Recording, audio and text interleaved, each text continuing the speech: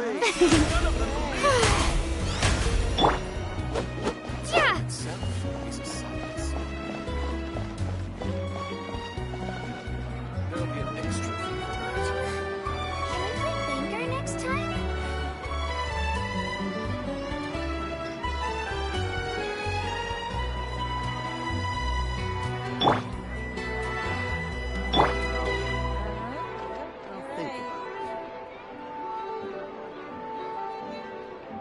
Exactly. But none of them believed me. There'll be an extra fee for that.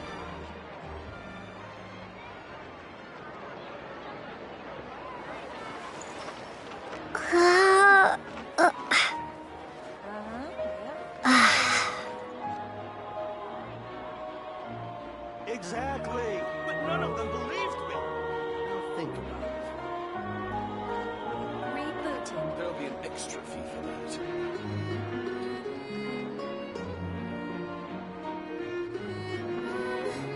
Can we play Banger next time?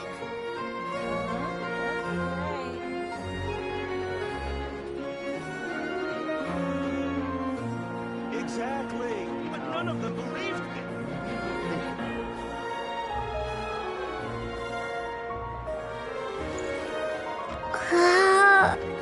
There'll be an extra fee for that.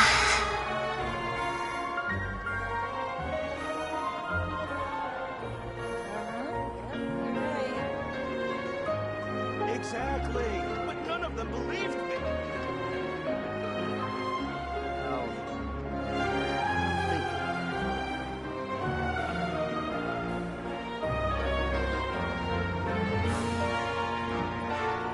There'll be an extra fee for that.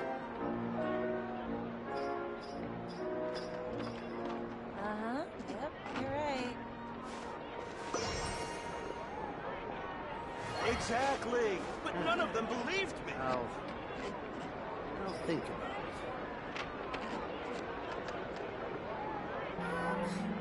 Can we play Banger next time?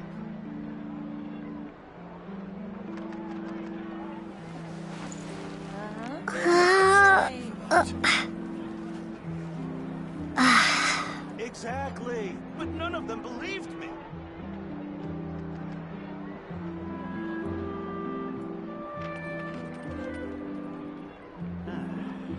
I'll think about it.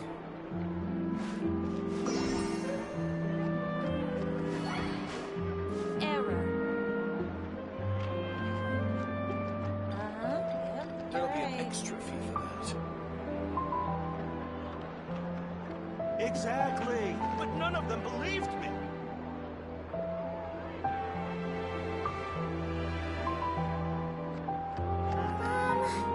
Can we play Banger next time?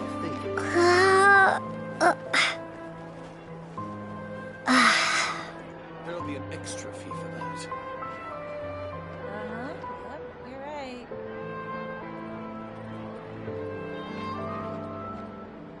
Exactly. But none of them believed me.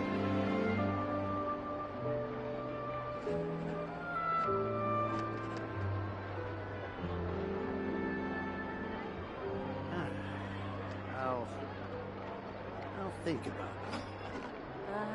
Yep, There'll be you're an right. extra fee for that.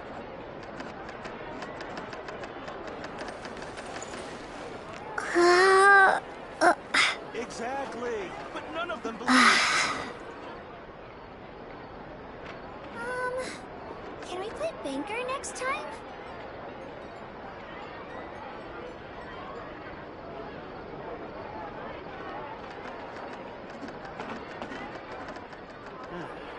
There'll be an extra You're fee right. for that. I'll think about it. Exactly. But none of them believed me.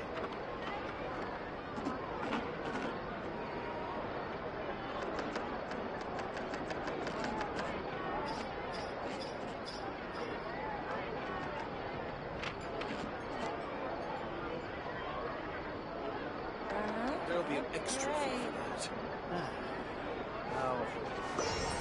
I'll think about it. Reboot. Exactly. But none of them believed me.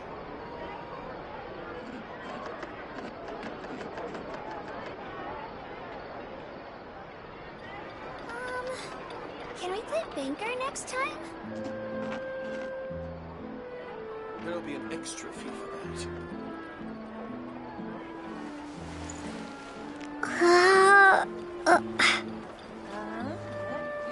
Exactly! But none of them believed me! I'll think about it.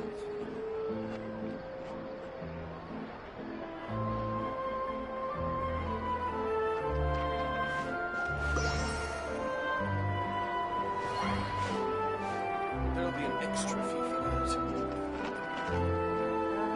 Yep, you're right.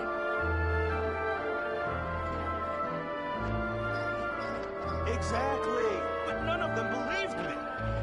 I'll think about it.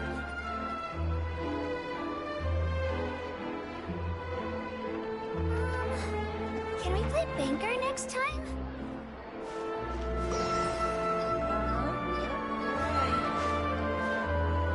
There'll be an extra fee for that. Exactly! But none of them believed me! I'll think about it.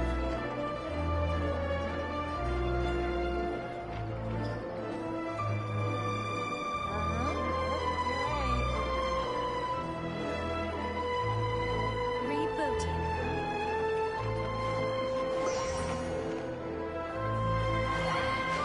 There'll be an extra fee for that. Exactly! But none of them believed me!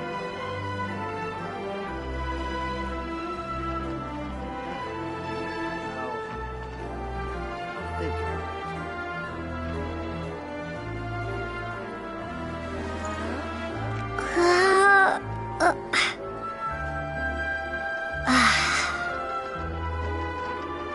There'll be an extra fee for that. Exactly! But none of them believed me!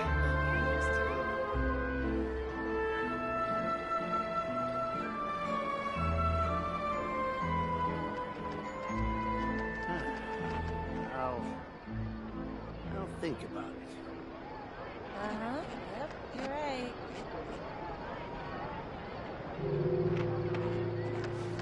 There'll be an extra fee for that. But none of them believed me!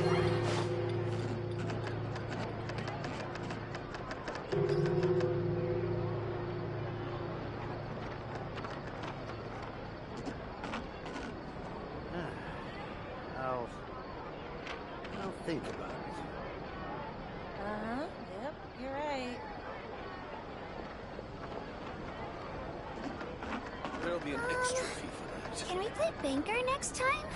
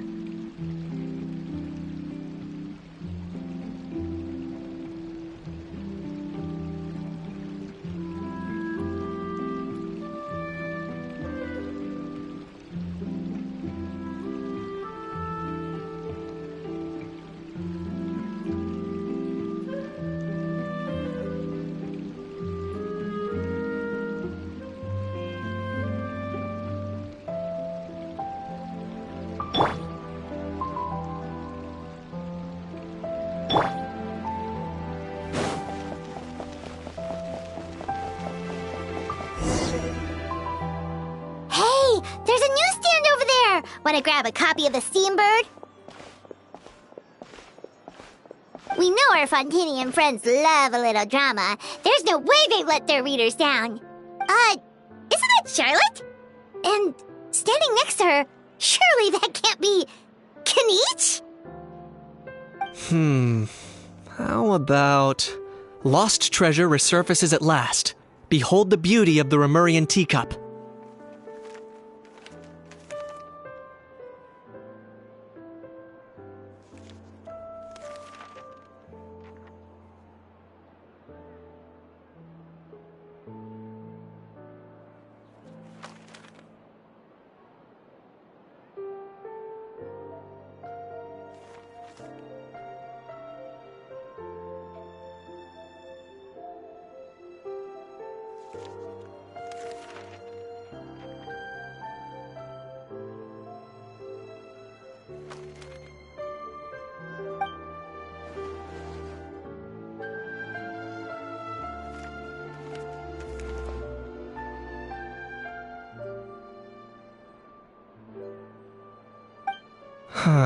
Pretty shocking. But it still feels like it's missing something. Ah, got it!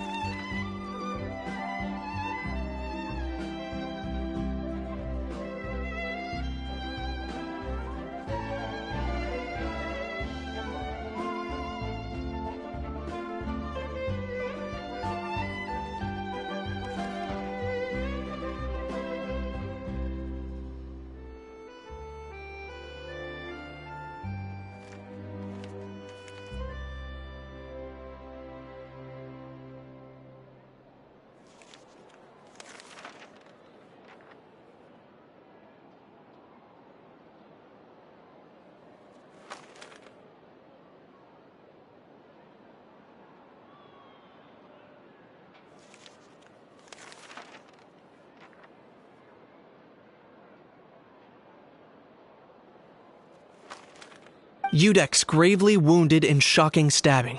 Set to miss cross-border smuggling trial.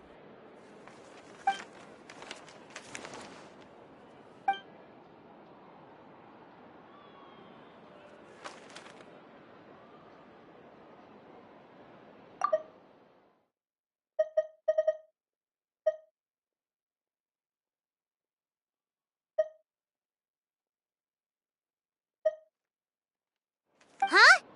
What? Did Paimon hear that right? Neuvillette was stabbed and gravely wounded? No, surely that can't be right. Can it?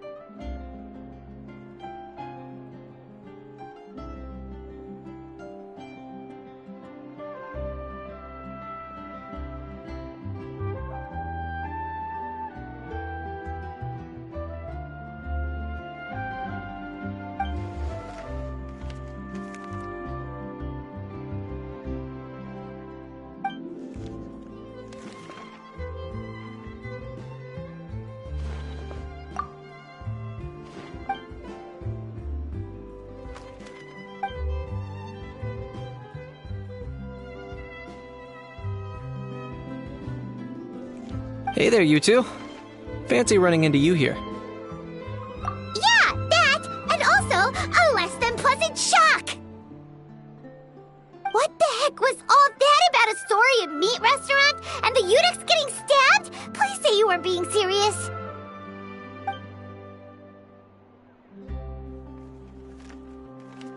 Trading tabloid headlines?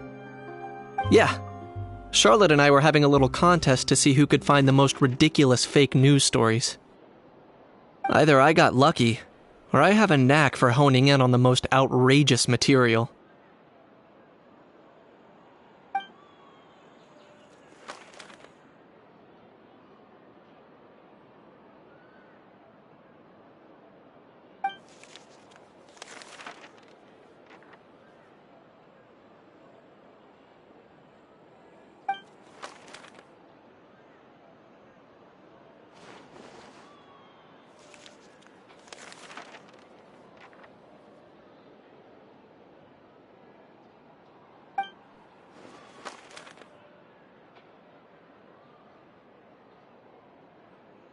If I had to quantify it, I'd say about 1% of what they write is the truth.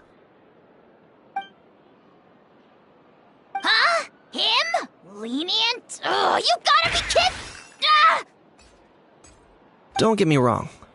I'm not trying to give credit to these so-called news stories for occasionally including a grain of truth.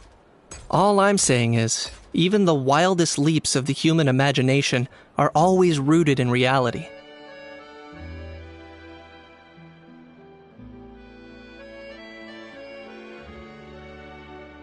You mean all those fake headlines you mentioned actually do have some basis in fact? Sure they do. For instance, there was in fact a smuggling trial recently.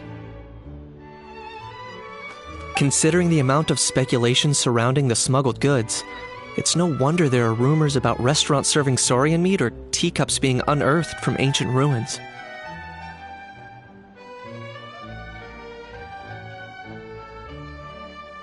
But in reality, the goods in question were simply a few ancient relics dug up from ruins in Natlan.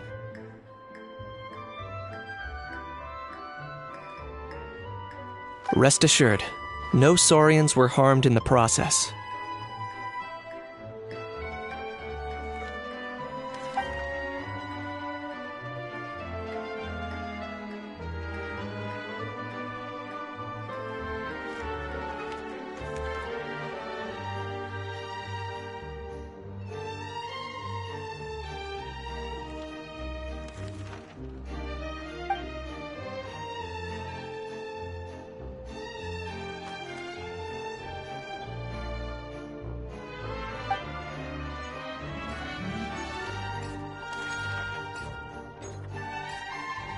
Oh, okay! Paimon was so busy freaking out about those headlines that she totally forgot to ask why you're here in Fontaine, Kinich.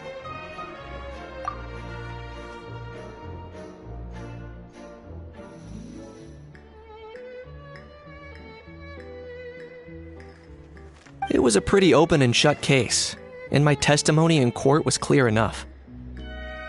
But I'm guessing, Mademoiselle... I appreciate your kind invitation, but like I said, storytelling isn't really my forte.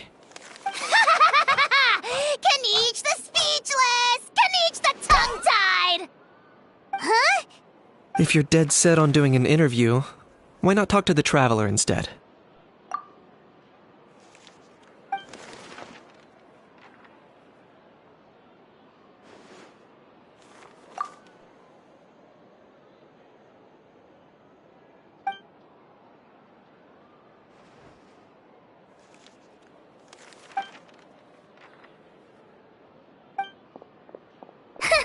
Charlotte never stops, does she? Anyway, Paimon just has to ask.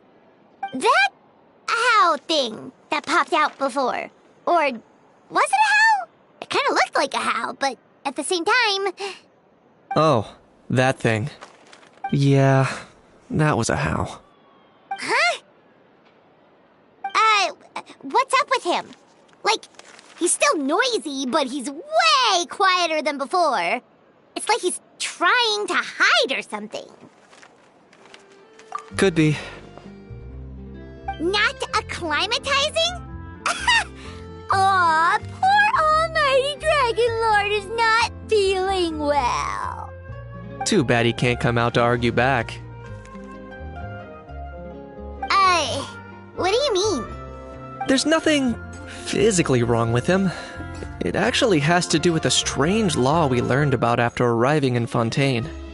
Apparently, it's forbidden to release flying objects within Fontaine city limits during the first 3 days of each month.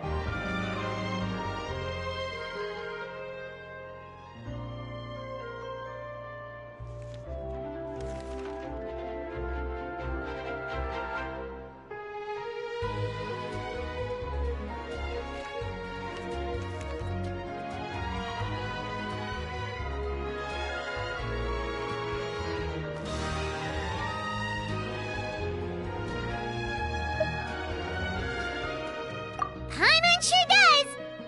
Paimon's been down this road before. There's an easy solution. As long as Kaniche holds onto a house tail, he'll be considered an Almighty Dragon Lord balloon, not a flying Almighty Dragon Lord. Not gonna lie, I was considering that. But Ahau wasn't too thrilled with the idea of huffing and puffing away in the form of a mini helium balloon. That said, it's pretty annoying how he keeps randomly popping up all of a sudden. Anyway, this morning I saw a notice outside the Palais Mermonia about an event that's set to take place outside the city soon. Something to do with filmmaking. I hear that's all the rage here. I was planning to stay here and do some exploring for a few extra days anyway, so I think I'll go check it out. It'll be a good chance to let that noisy helium balloon out. He might even learn a thing or two. If you're free, why don't you come along? I know where it is, so let me lead the way.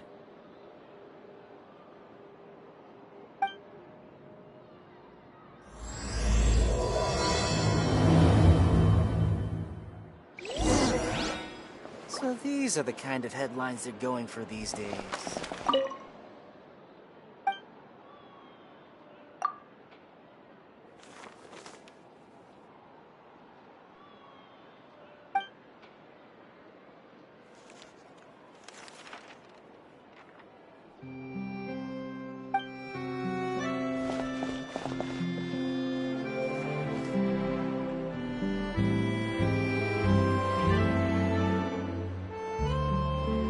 Investing too much emotion puts you at risk of doing something irrational.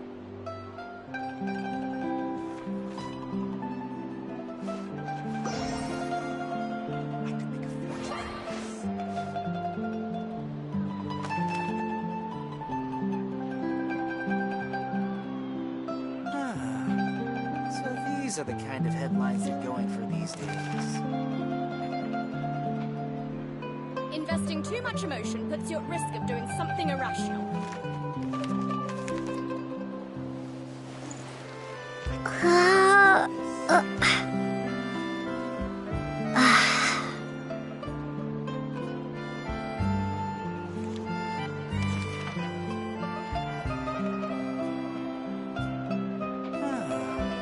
So these are the kind of Investing too headlines much they're emotion going puts you for at these risk of doing something irrational.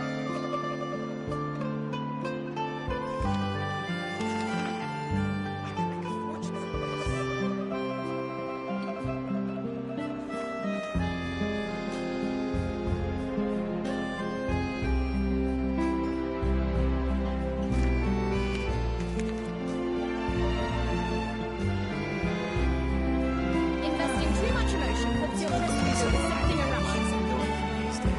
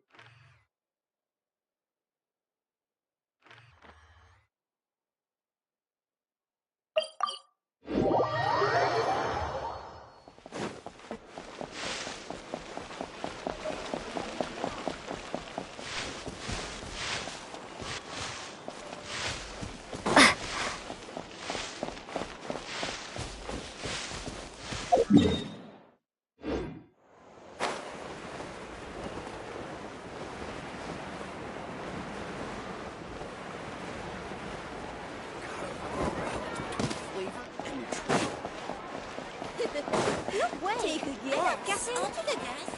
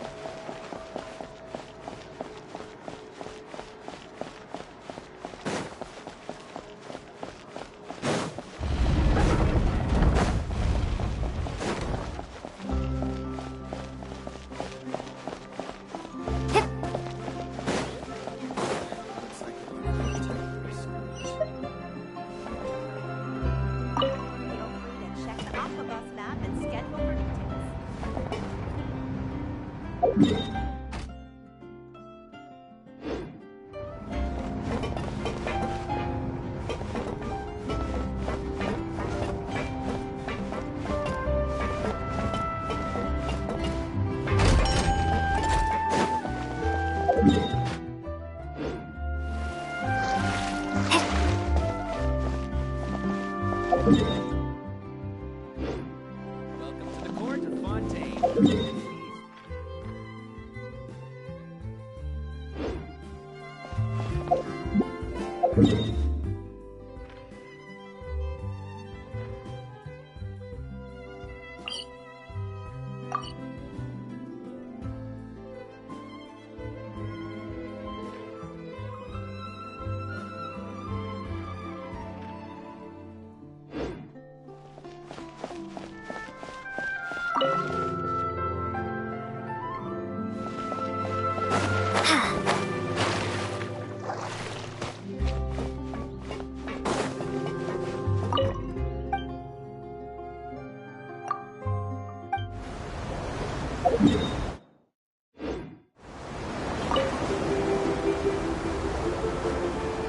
Hello, passengers. I am your tour guide for this trip, Alfan. We are now heading to Erinias. Many people are tried there and sent to the fortress of Meripede. But passengers needn't worry. Life in the fortress of Meripede may be a good thing for certain groups of people.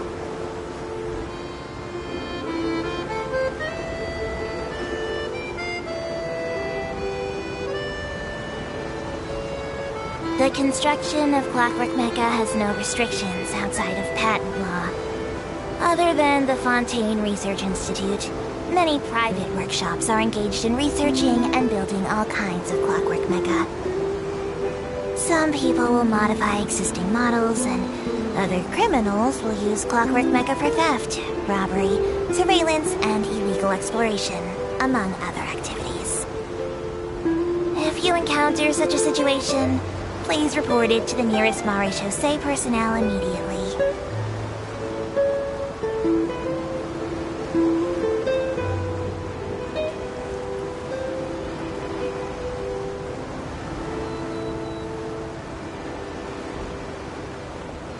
We are now arriving at Marcotte Station, where this journey ends. Any passengers interested in taking a commemorative photo of their Aquabus journey are advised to do so at the Court of Fontaine Station on the Clementine line. This is because the atmosphere there is much livelier, Plus, my diligent colleague Aval keeps her boat in a much cleaner, photo-ready condition. And also, my Malazine hands struggle with holding cameras.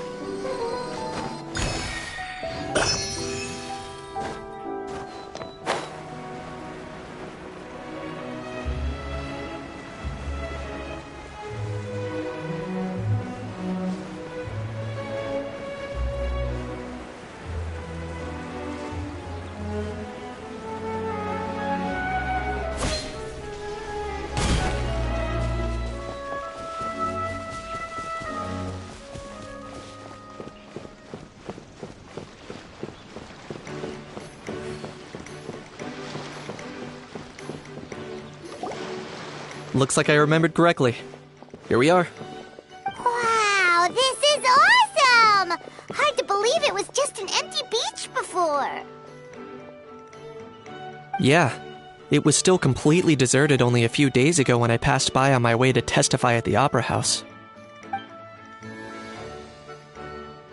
There must be some efficient workers in Fontaine. Quite impressive. A few days? One night was all it took. Rap-a-tap-tap, ta-da! But is this all it takes to blow people away? Oh, no. Given my past experience, I can't let myself get carried away. Well, I can't believe you actually remember me. It's me, Lepine Pauline. That's right, the unlucky one.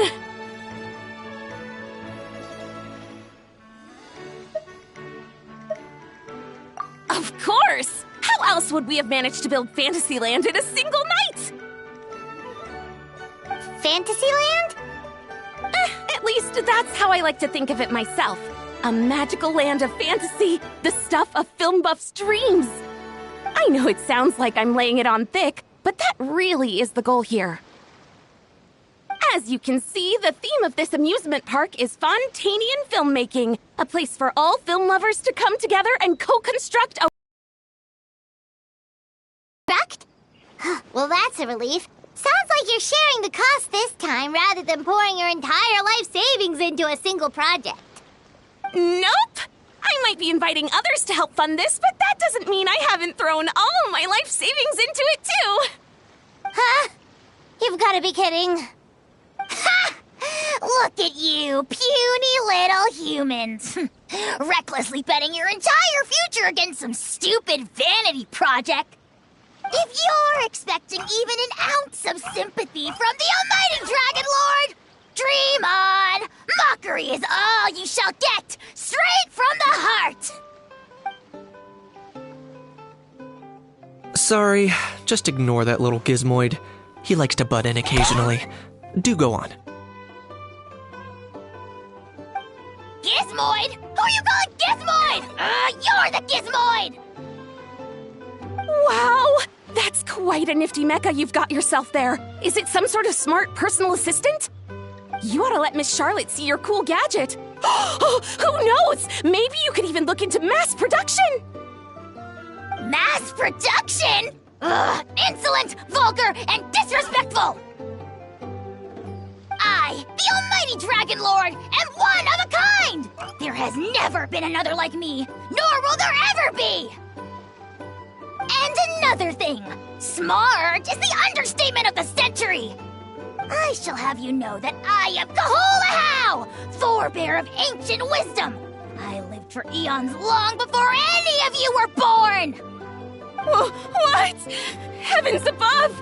I beg your pardon, forebear of ancient wisdom. Please, I meant no offense. Idiot meets idiot.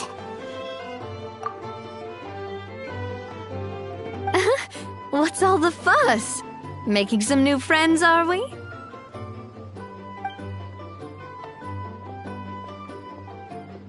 Miss Navia! Allow me to introduce the star behind all the work that's gone into this venue. Miss Navia, president of Fontaine Spina di Rosula. Hello, everyone. Partner, Paimon, how have you been lately? Hello there. I'm Kanich. What about me? What about me? My useless servant can't even give me a proper introduction. You think someone yelling their name out in the middle of a public street really needs an introduction? He's not wrong. I caught yours just now, in fact. So, you must be the almighty Dragon Lord, Mr. Ahau. It's a pleasure to meet you.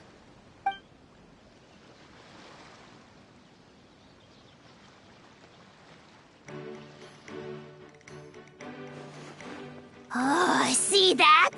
That's what I call proper manners. Well, it's not every day you meet a well-mannered human. Navia, was it? Excellent. You may address the Almighty Dragon Lord by his name. Navia, don't you think the title Almighty Dragon Lord is a bit silly? It's no big deal. All little animals do that, don't they? I mean, try to puff themselves up to look more impressive. Anyway, it's all thanks to Miss Navia and the Spina di Rosula that Fantasyland's gotten up and running in the space of a single night. Honestly, thank heavens! After all that paperwork and endless waiting, the event and venue finally got the green light. I couldn't wait a moment longer. The second the approval came through, I reached out to President Navia, hoping she could lend a hand. After all, who else but the Spina di Rosula would indulge such impulsive demands?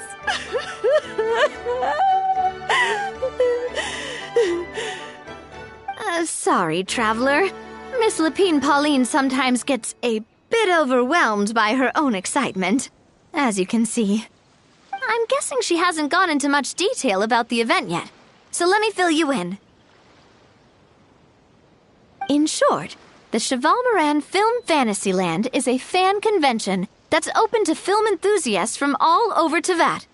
Miss Lapine Pauline is hosting this event and also providing technical support. Huh? Cheval Moran? That's right, the one and only Surintendant Cheval Moran! After much persistence and many solicitations, I finally obtained Lady Farina's permission to use the image of her close friend. Not only is our adorable mascot drawing in fans by the minute, but she's also boosting her own popularity. And that was always the goal, a win-win arrangement. It's been a while since we last met, but still, it's a surprise to hear Lapine Pauline coming out with such sensible ideas. By the way, Miss Lapine Pauline, have you decided to switch careers and go into film tech? Not exactly. By chance, one of the prototype lenses I developed caught a photographer's eye, and it's now being used for the latest cinematic productions. Thanks to this unexpected opportunity, I've had the chance to invent various film-related equipment and props. That's right. So don't underestimate Miss Lapine Pauline. our resident engineer. She's the technical powerhouse at the core of this entire event. As for the Spina di Rosula, we're mainly here to take care of planning, operations, and management. For anyone feeling inspired to set up a booth, Miss Lapine Pauline and I will provide the necessary technical and operational support once their application has been approved. By the way, traveler, are you at all interested in taking part? It would be a chance for you to earn some extra income. Plus, with your skills, I'm sure you could bring something special to the table. Paimon would be even more tempted if you were to, say, throw in one of those fancy feasts she's seen in those gourmet food reels. Well, as it happens, that'll be a piece of cake. Everyone needs to eat, whether they be tourists or the stall owners themselves. So thanks to Miss Navia's help, we've managed to invite none other than the celebrity chef, Miss Escoffier, to run our theme restaurant. Look over there!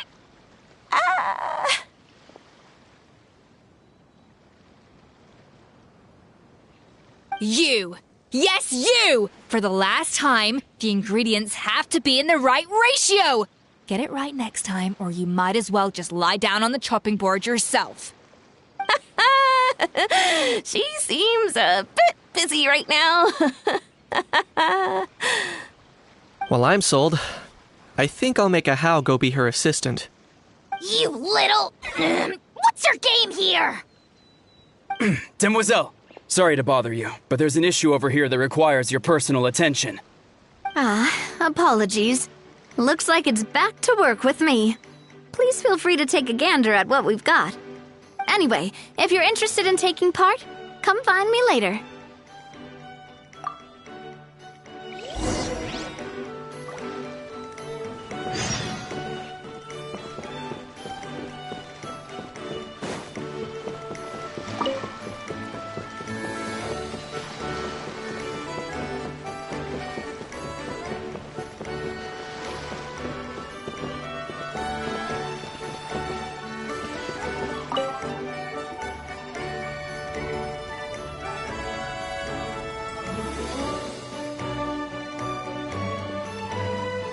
Traveler, it's you! Ready to join the Cheval Moran Film Fantasyland crew? No problem. We'll be ready when you are.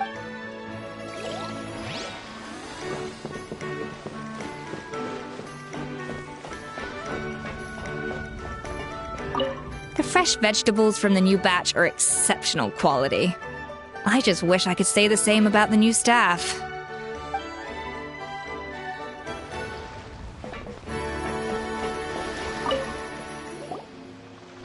Greetings. Apologies if you overheard my harsh words just now, but I assure you it is entirely necessary. The sheer lack of standards here will be the death of me. Do you have any idea of the kind of customers I'm gonna get with how lax things are at the moment? The ones that leave their guns behind by accident, and then come back to collect them later bringing ammunition with them. Yeah, that's the kind of customer you wouldn't forget in a hurry. Oh... Wait, has that happened before? No, it's just the mention of guns reminded me. Someone did actually leave their gun nearby.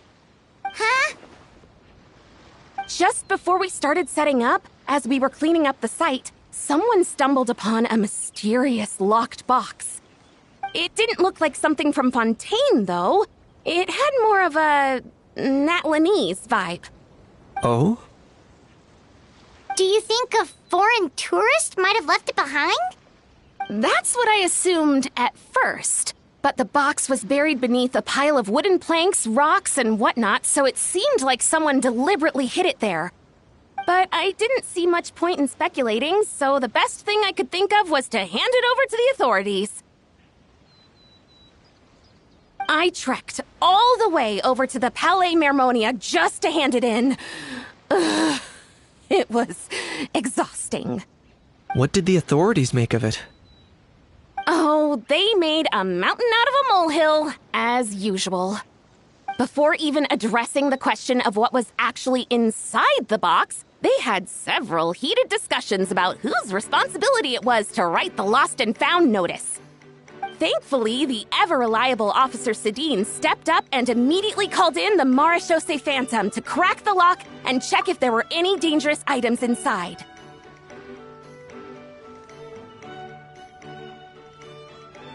And, as it turned out, there was a gun. Wow, that's a dangerous item, all right. Mind if I ask what kind of gun it was? Oh yeah, Mr. Kanich, you're from Natlan, aren't you? Do you know a lot about guns? You could say it comes with the job. I have an interest in weaponry and the like. Ugh, such a spoiled brat. What, are the toys I gave you not good enough for you anymore? Yep, got sick of those long ago. You little... Don't dare you turn your nose up at my gifts! Why Time for a timeout, old-timer. Sorry, where were we? Oh yeah, do you recall what the gun looked like? It's a bit hard to describe. If you ask me, it didn't even really look like a gun.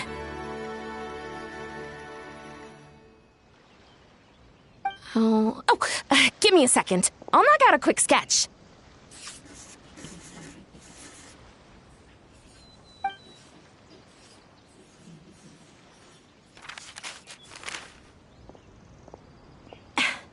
Something like this.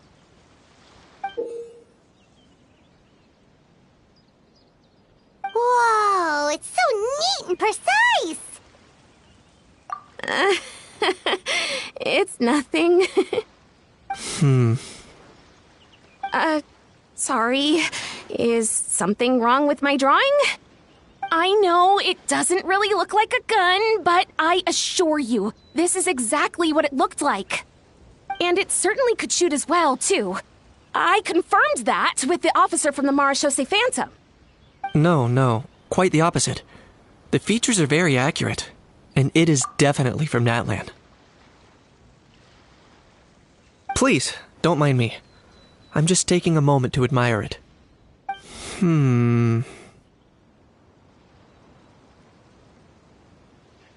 I should be the one thanking you. Thank you, and everyone else for your support. Don't mention it. Besides, we haven't really done anything. Not at all! The buzz and excitement you guys bring is exactly what this event needs. Oh dear, I'm starting to feel a bit guilty watching everyone else toil away. Guess it's about time I got back to work too. But just before I go, one last thing. Traveler, it's wonderful to see you. Here's to a successful collaboration.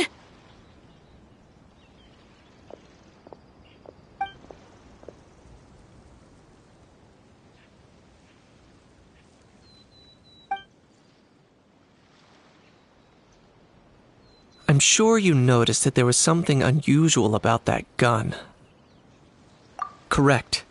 It's most likely an old weapon dug up from some ancient dragon ruins. Based on my experience, it might be more accurate to refer to it as a hand cannon. But in Fontaine terms, it's not wrong to call it a gun. Given why I came here, don't you think it's curious that an ancient dragon relic of unknown origin would turn up like this, out of the blue? I suspect this gun might have something to do with that smuggling case. It might have slipped through the cracks. Time is of the essence, so I'd like to head over to the Palais Mermonia to verify my suspicions. Perfect. Then we can head out right away. Or, if you want to catch up with your friends first, I can wait.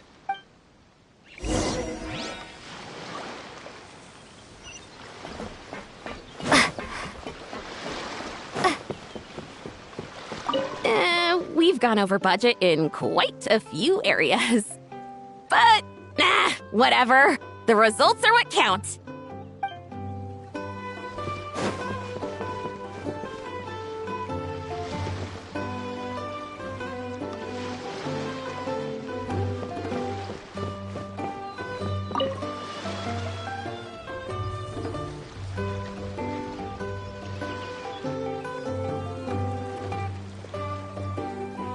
traveler! Ready to join the Cheval Moran Film Fantasy?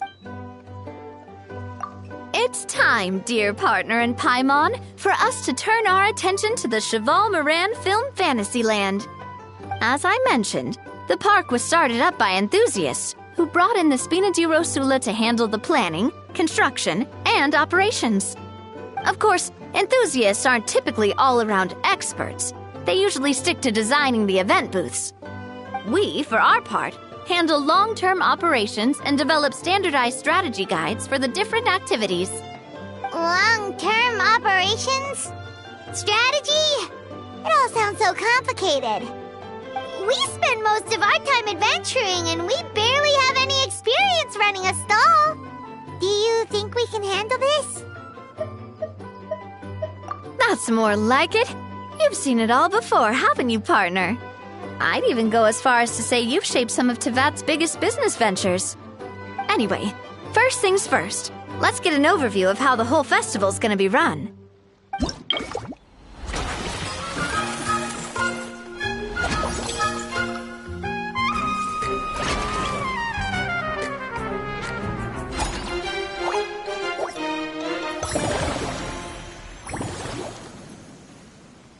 As you can see, our Fantasyland's a bit like a sugar-free macaron right now.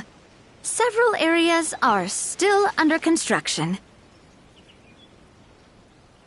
The Spina's only been able to hire a limited number of craftsmen. Besides, we don't have enough experience to handle multiple projects simultaneously. That's why I chose to adopt a time slot-based planning method, so we can focus on specific tasks during each designated period.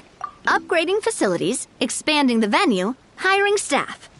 All of this requires funds and time slots to accomplish.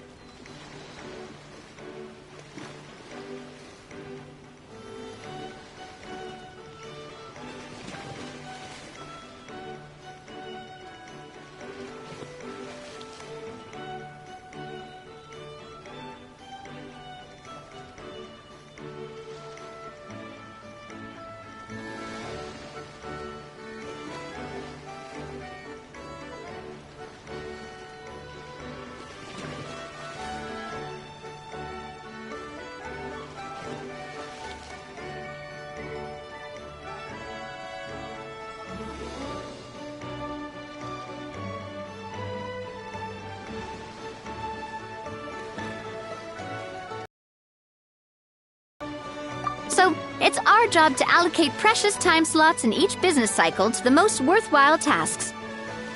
As we attract more guests and earn money to add to our funds, we'll also be able to work more efficiently.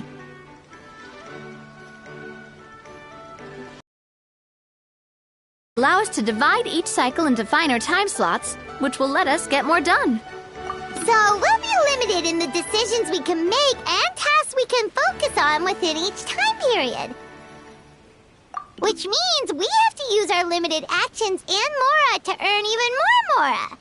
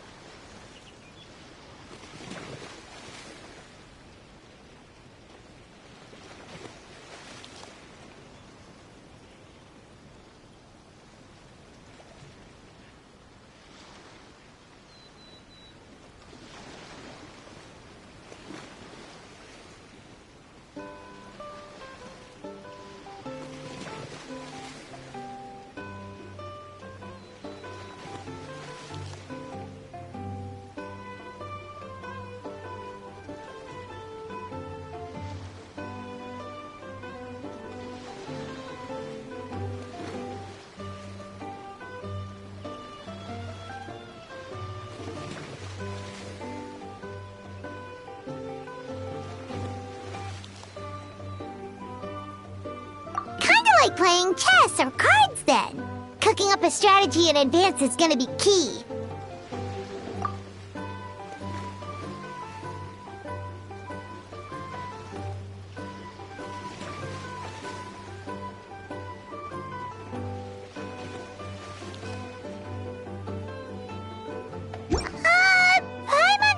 she just about gets it. How do you feel about it, Traveler? Yep, come on, we can do this! You mentioned standardized strategy guides just now. Does that mean there are non-standard ways to take part too?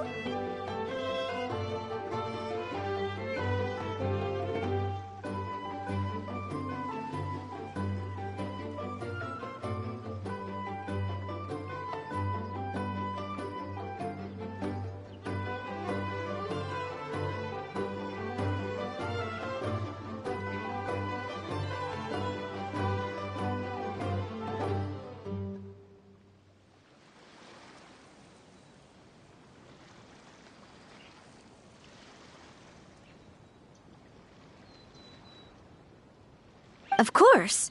Film and entertainment mean different things to different people. And there's gonna be a wide range of exciting activities for people to try out. If we're not careful, some visitors might wander off and end up getting in trouble. And others might pick up dangerous props by mistake. To avoid confusion, we need to create a standardized strategy guide for each activity. Just think of it like a walkthrough.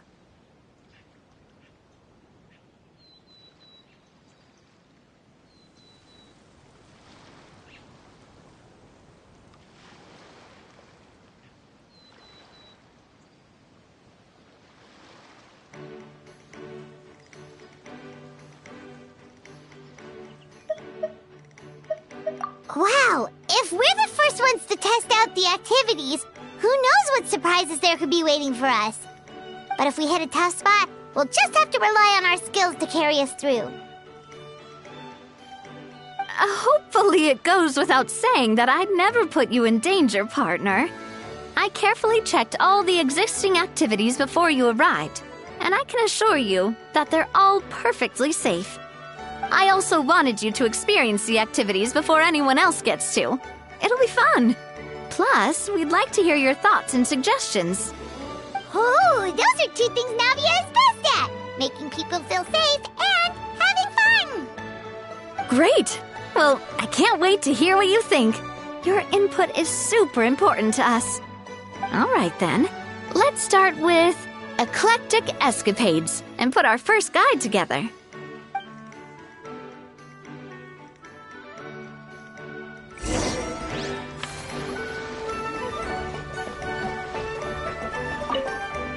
All right then, time to try out Eclectic Escapades. I'll leave the strategy guide to you guys.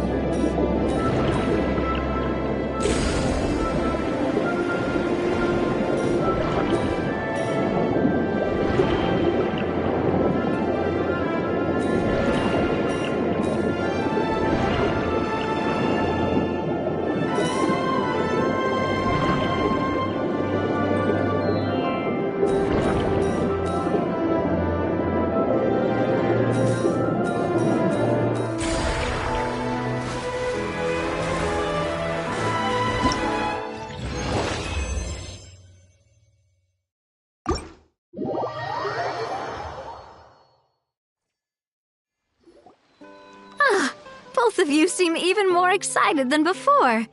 Looks like your first trial run didn't disappoint.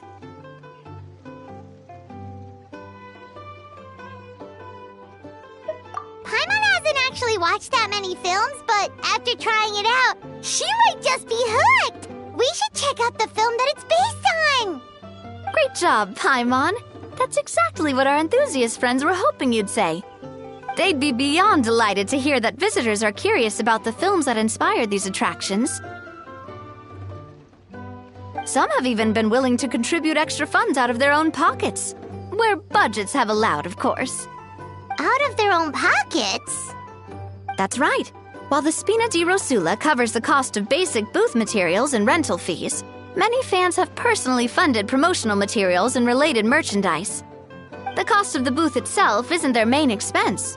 Some of them have already started designing spin-off products inspired by film characters. Take our official mascot, Surintendant Chevalmoran, for instance. She won second place in the last most popular character poll for the comic film category, and was even dubbed the pinnacle of round, bouncy cuteness. Many people have expressed interest in designing cushions based on her image, using the highest quality fabrics and hiring the most skilled artisans to mass produce them. These cushions will officially go on sale at the next convention alongside lots of similar products.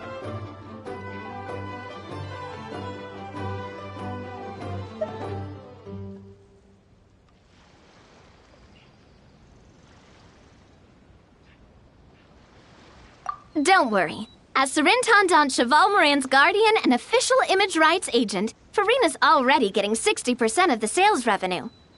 After all, the fans are doing this voluntarily, not for profit, but to promote Surintendant Chevalmoran's adorable image. The more Mora ends up in Farina's purse, the better Surintendant Chevalmoran's meals will be. And who wouldn't be happy to hear that? Oh, Paimon likes the sound of that! Everyone working hard for something they all love without worrying about profit! Still, we can't just ignore Mora completely. Whether it's fan creations or official commercial projects, some level of financial balance is still necessary. The same logic applies to the Chevalmoran Film Fantasyland taken as a whole. Once we finish the standardized strategy guides, our attractions can officially be open to the public. But we can't take personal charge of the ticketing process. There's plenty of work to do at the various booths, and the park itself is a work in progress.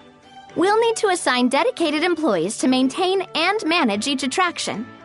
There's a recruitment section on the park's bulletin board. We've received many applications, and each candidate has their strengths. Our job is to match the best candidates to each attraction based on their overall performance.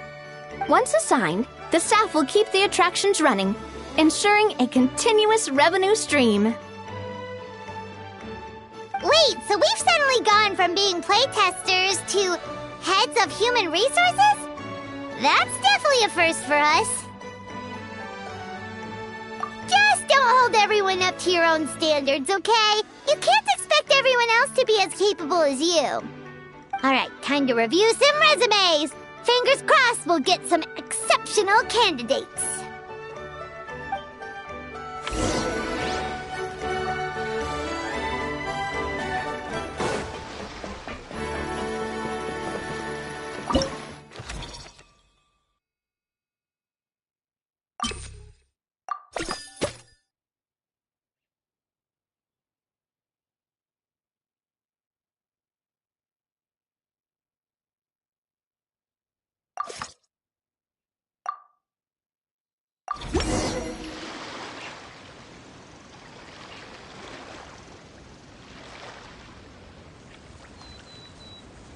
Looks like this particular employee is really getting into their role. You're both doing great. You sound more like bosses than I do. In any case, with this, the Chevalmoran Film Fantasyland is now officially open. Running a theme park is a long-term project. You won't make much if you try and rush it. We're just about done with our current work setup, so let's take a short break and wait for this cycle's revenue report to come in.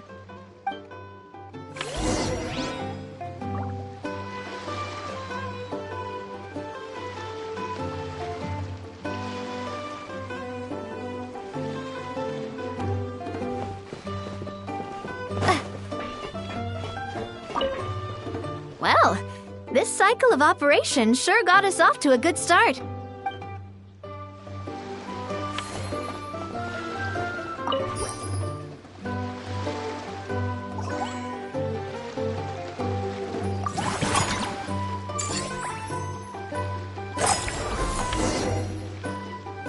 Well, the numbers might not look that impressive, but given that we're just getting the ball rolling, I'd say that wasn't a bad start. Building on this momentum, we must consider rolling out more unique business strategies during the next cycle. To draw in the crowds, I've invited one of Fontaine's very own celebrity chefs, my good friend Escoffier. She'll be performing right here in the amusement park's restaurant. On that note, let's go catch up with her. So, is the restaurant part of our business strategy too? There are so many layers to this operation.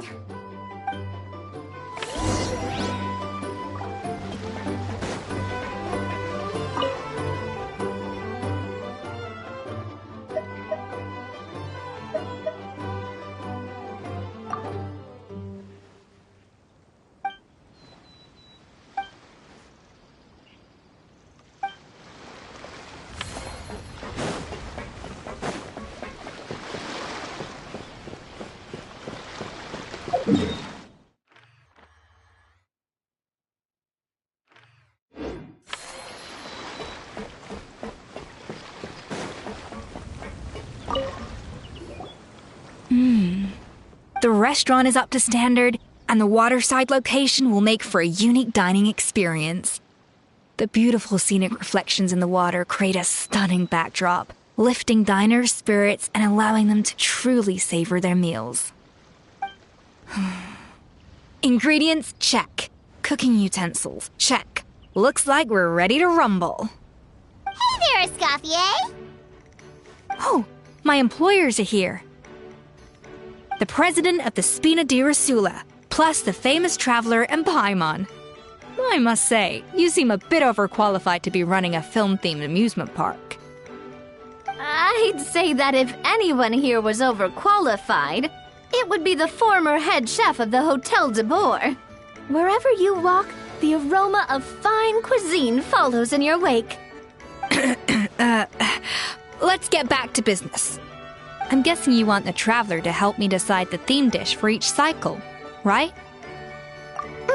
This is the business strategy I mentioned earlier. Using Escoffier's top-tier dishes to attract more visitors to the park. But this isn't just about attracting visitors. Her culinary masterpieces will surely have other surprising effects. Just imagine, Paimon, if all you needed was a single ticket to enjoy all the attractions and taste all the legendary food. Wouldn't you be tempted? Then Paimon come every single day.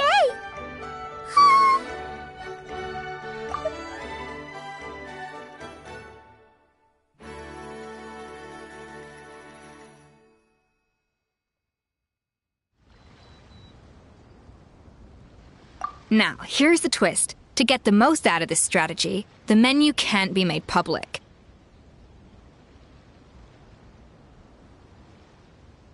Based on research by a certain food branding consultant, many restaurants have started offering a special chef surprise dish. So give me some inspiration every few business cycles, and I'll decide on our next theme dish. Now then, give me your hand.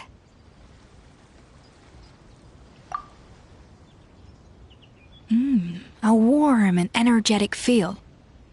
Your hands are calloused from wielding your sword, but still quite delicate. When you grasp its hilt, it's like you're holding the bow of a violin. A sword, then. The theme this time shall be strength. All right, let's find out what strength looks like in gastronomical form.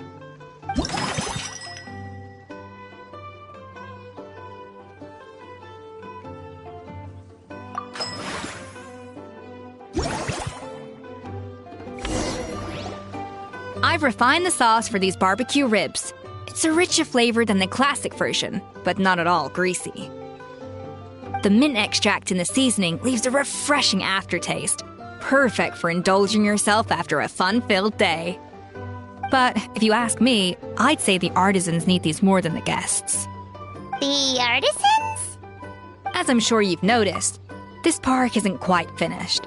A serving of these barbecue ribs should help the artisans replenish their strength much more quickly.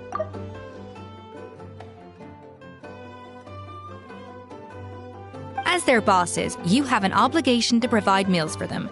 So why not invite them to dine here? Who knows? The morale boost might even improve their productivity. Oh?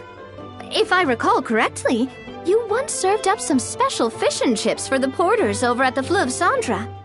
For several days after, the workers were all incredibly efficient. They'd finish 8 hours of work in just 5. And then, because they clocked out early, they'd come back completely refreshed the next day. Then there's no time to lose. Go invite the artisans over while these ribs are still hot. I'll prepare some side dishes and desserts too. That's a great idea! You really live up to your reputation, Escoffier! Looks like these themed dishes are gonna make a huge difference after all. We'll have to make sure we check in with you regularly. The artisans are pumped and ready to roll thanks to that themed dish. And perfect timing, too. Let's take this chance to take the facilities of our eclectic escapades to the next level.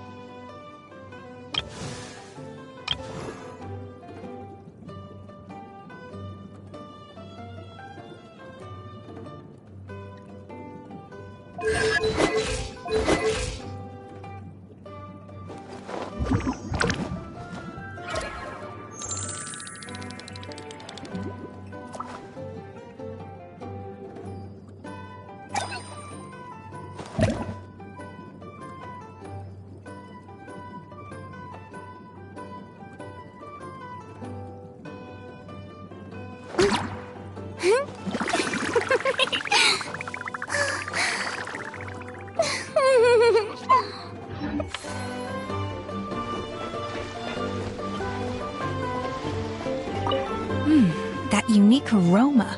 I wonder how you'll inspire my cooking this time. All right then, I'll just go with the flow.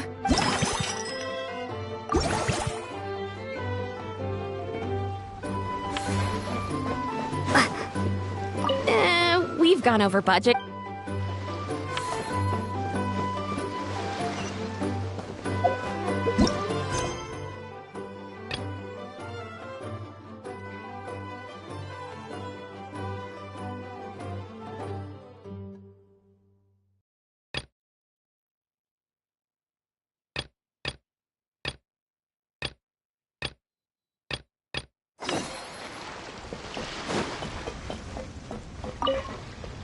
Now that everything's going smoothly, it's about time we upgraded our facilities.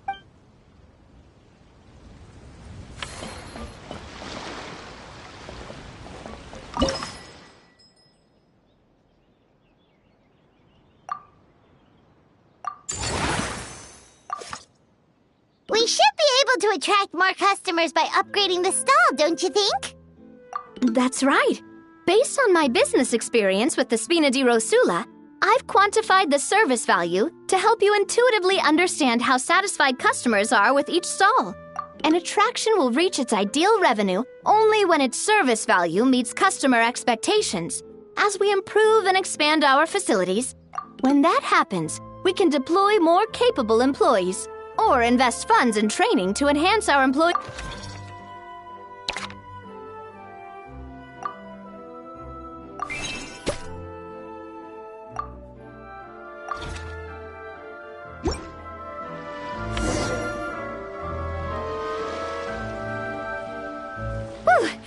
That should be everything. Looks like you've pretty much mastered how to run this park.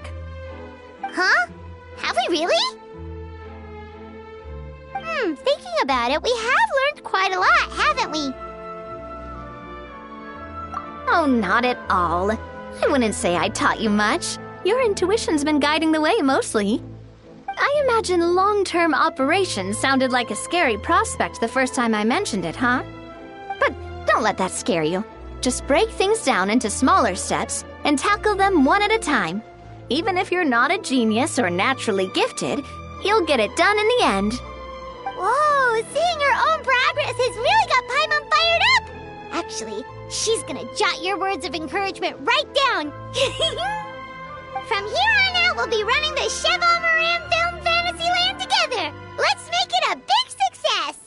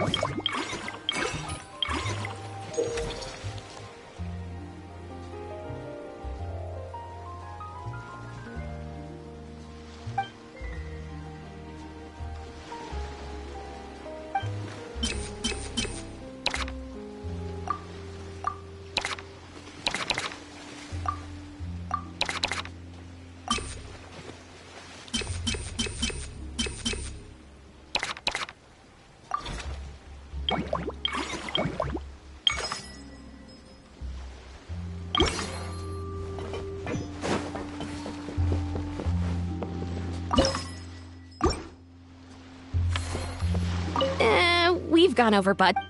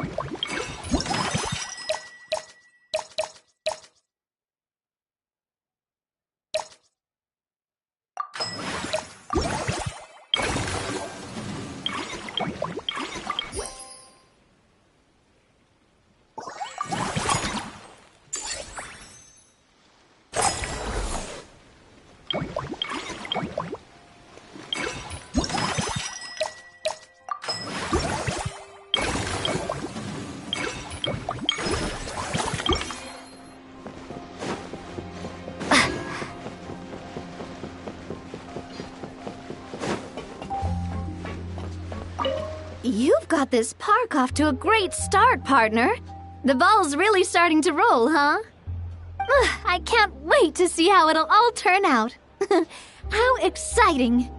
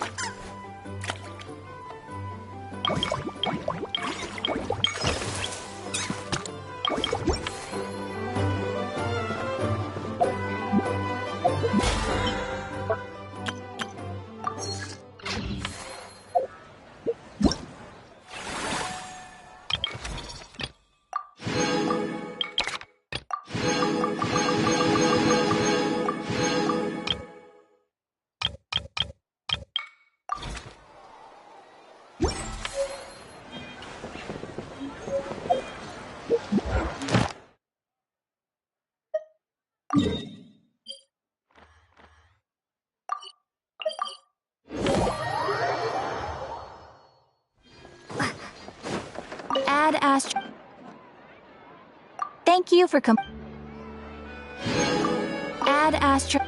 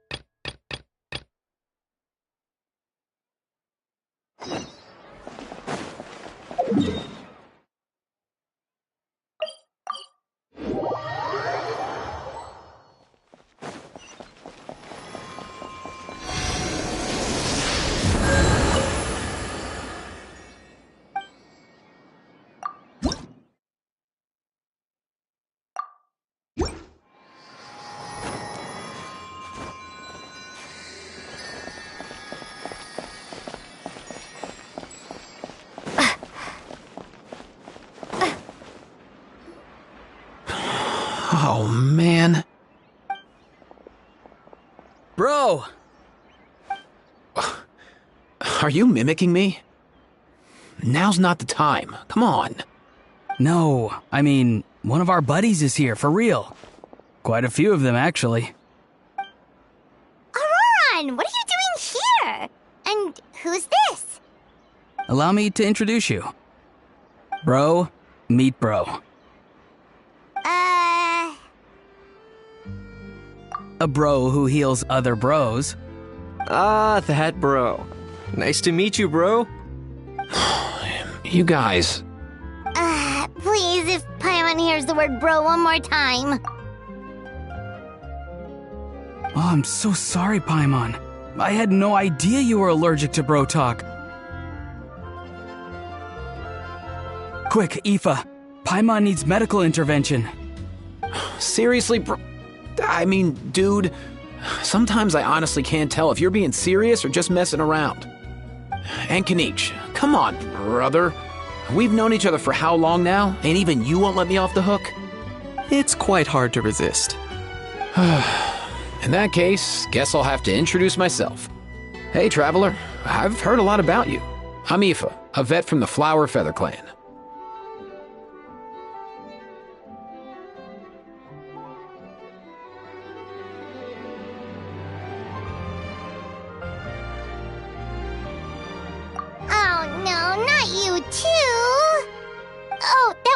At you, Aoife. It's nice to meet you.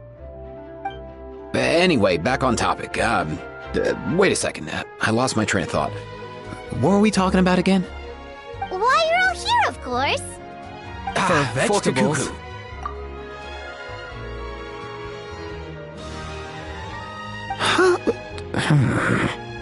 I'll go first. It's for the Chevrolamine Film Fantasyland. Wait, is that right? It's Cheval Moran. Ah, right. I keep stumbling over that one. Guess I owe Cheval Moran an apology, even if she's not here. Anyway, long story short, the festival restaurant urgently needed fresh vegetables from Natlan, which is why Aoife and I are here. So, you guys are vegetable couriers? He is. I'm just here as a responsible adult. It's his first time traveling so far away from home, and all the elders in his tribe were worried. So they had me come along. Even though it's your first time, too. Right, but they still picked me to accompany you. You gotta wonder why that might be. Don't you get it? They all just saw how overworked you were, so they used it as an excuse to send you off on a vacation. Wait, what? So I'm getting the grandson treatment now, too? See? Doesn't matter how much older you are than this dude. Hang out with him long enough, and you'll eventually find yourself being treated like a kid. Meaning everyone looks after you. What's so bad about that? In theory, nothing at all. In that case, guess I better start over. Hi, guys. My name's Aoife, and I just turned 5. Paimon's not sure who the responsible adult is anymore. So, what about Kakuku? If he was here, we'd be making more of a ruckus than we already are. That's exactly what's got me worried. Aoife, there's nothing to worry about. You're a big boy. You can handle yourself now even without Kakuku. You think that's what I'm worried about? Anyway, my priority right now is Kakuku. Suffice it to say, Kakuku's in big doo-doo. How so? He's so small, and all he knows are a few harmless phrases. What kind of trouble could he even get himself into? Let me guess. Did he get caught out by the law on flying objects?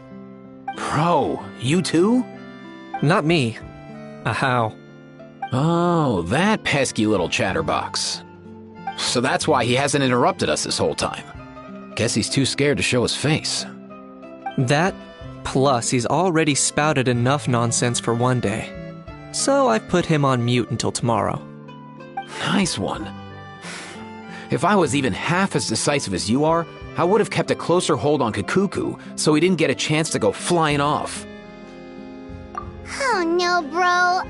Or rather, did Kakuku get caught by the guards for flying around? If they had managed that, we'd at least be able to track him down.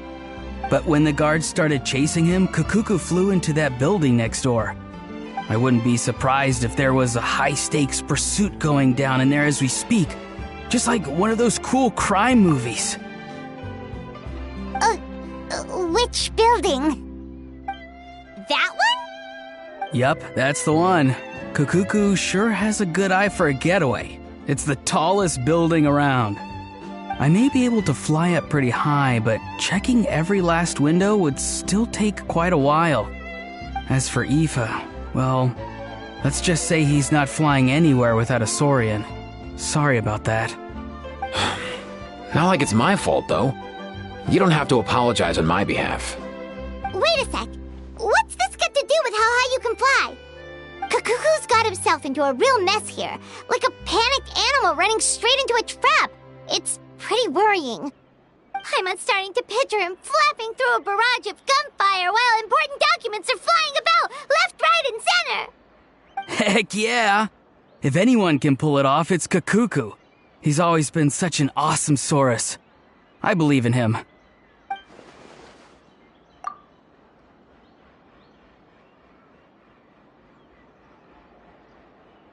For real now? Do you even hear yourself, bro? Of course I'm for real. I'd never make light of something like that. All right. Everyone's an awesome Saurus.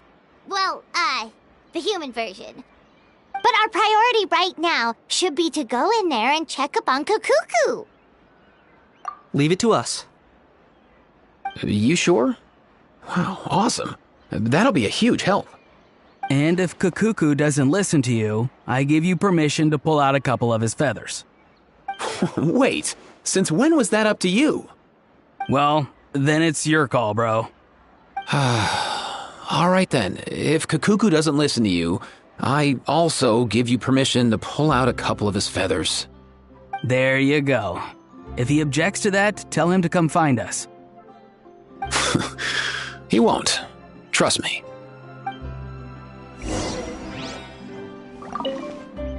Back when we first met Kukuku in the wild and I begged you to take him under your wing, I never imagined you'd end up spoiling him rotten. And I never imagined you'd be nagging me about it. Oh, well, I definitely saw that coming. Huh? You're only 5 years old after all.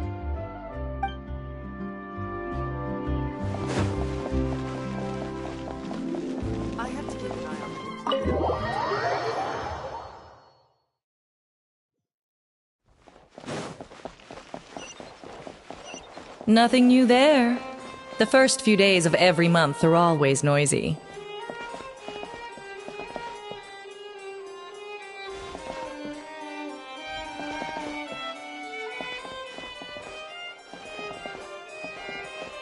What's all that commotion?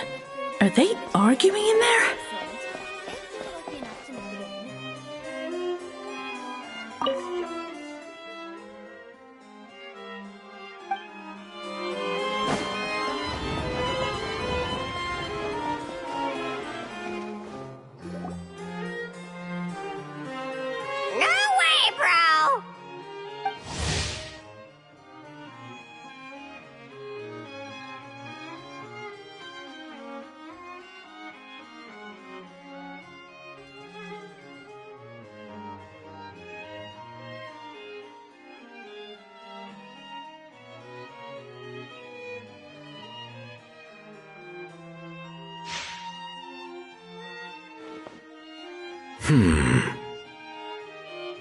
Did he say he came from Natlan?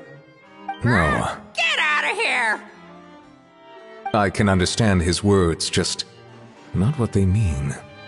Oh no.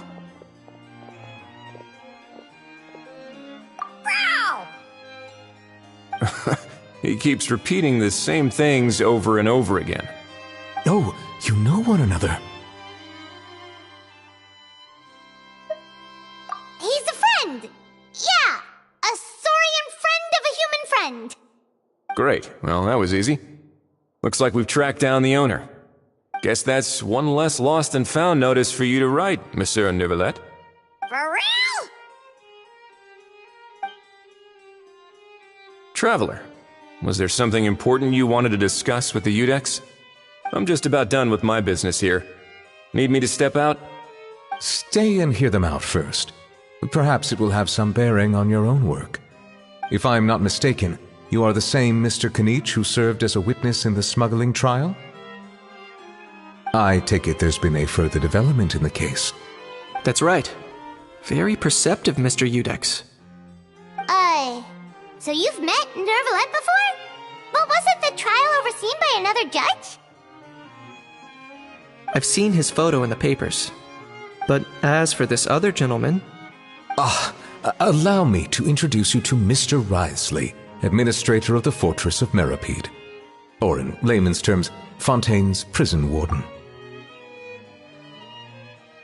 Please, feel free to share anything about the case. There's no need to keep anything from him. Pleasure to meet you. Pleasure to meet you! Wow, that sounded just like me. But should we really discuss official business in front of the Saurian? Oh, wow! Oh, no! I believe he said... Or rather, I suppose he meant that he'll keep this to himself. Though I should mention, Mr. Kukuku, that we will have to ask you to sign a confidentiality agreement. Sure thing, bro!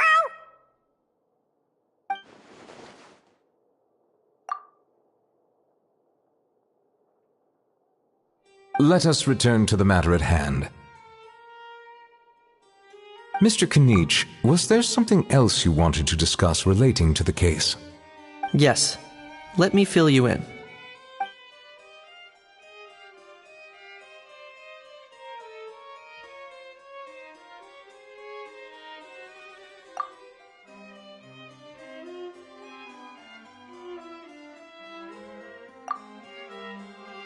Wow!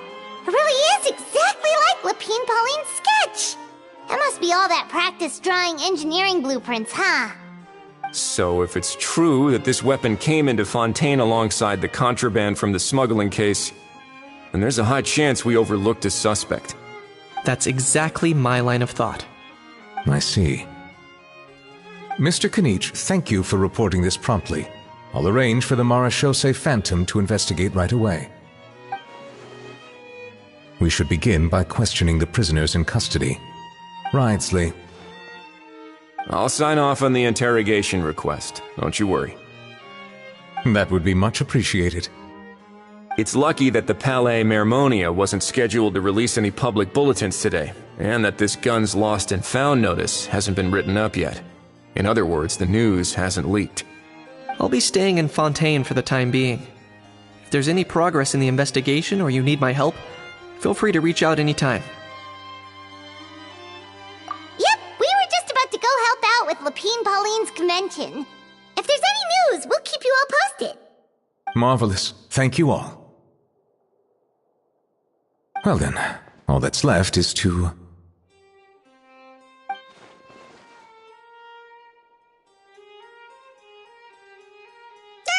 You miss me, bro? He really does come out with the most unexpected things. Who did he learn it all from? Huh. Well, it's pretty extraordinary. Anyway, according to due process, we must first determine whether Mr. Kukuku qualifies as a flying object. And, following on from our conversation just now, he also needs to sign a confidentiality agreement. Drafting said agreement may take some time. Looks like you'll be staying with us for a while then, Kukuku. Excited?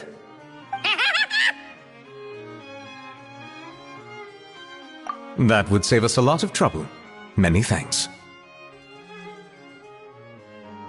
All right then, we'd better get going. No need to see us off.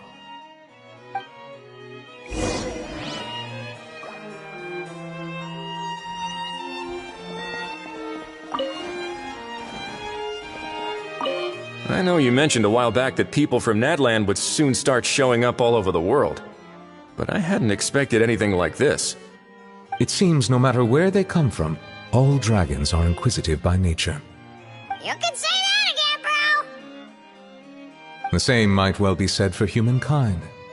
The real reason you chose to stay to investigate this case was your curiosity about Natlan and Mr. Kukuku, was it not? Guilty as charged. Nothing gets past you. So, how about we take this opportunity to chat a little more? We've got the world's best translator on hand, after all. Sure thing, bro!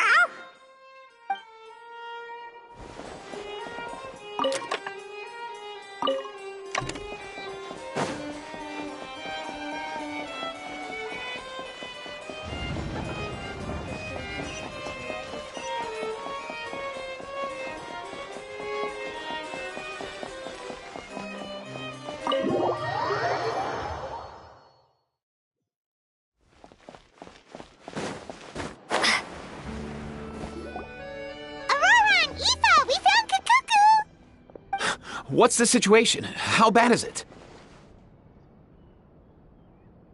Oh no.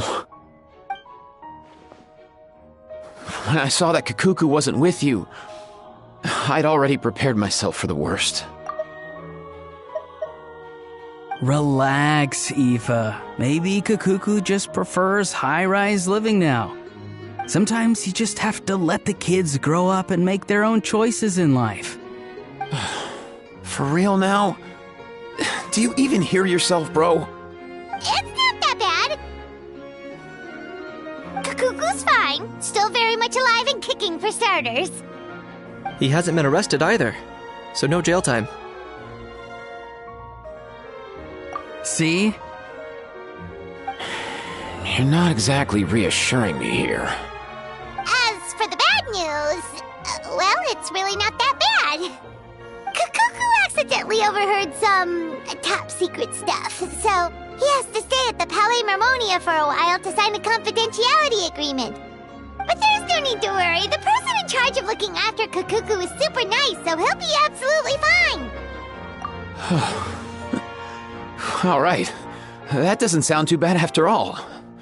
Wow, hearing that's put my mind to rest. But based on my understanding of how things work here, the ban on flying objects should be over by the time Kukuku actually gets out. What a shame. Oh well, I guess we'll just have to go have some fun without him. You don't look disappointed in the slightest. Anyway, Auroron and I will be staying in guest rooms upstairs at the Hotel de Boer for the time being. Feel free to drop by if you need us. Yay! Problem solved! Alright, let's catch up another day.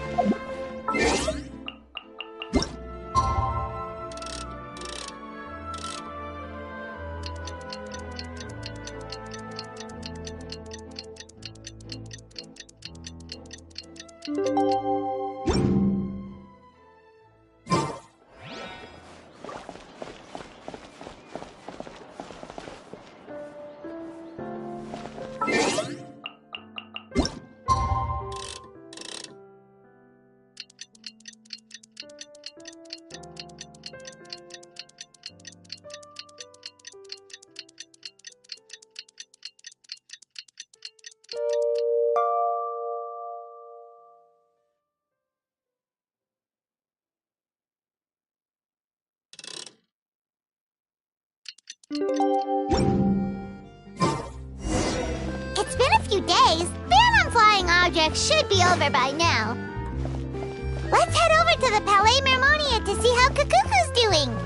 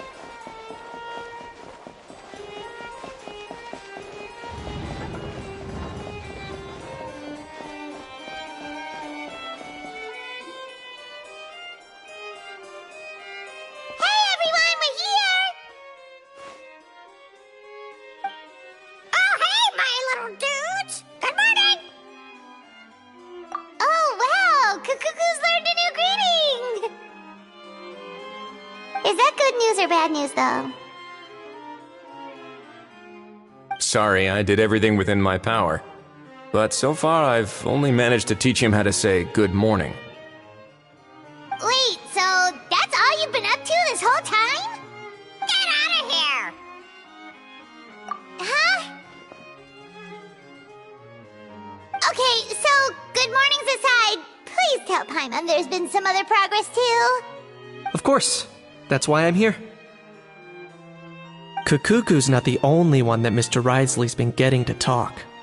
I'm referring, of course, to the convicts. It was nothing. These guys weren't exactly tough nuts to crack. So, what's the deal? After racking their brains, they remembered speaking to an inconspicuous middle-aged man just as they were preparing to pack up and leave Natland.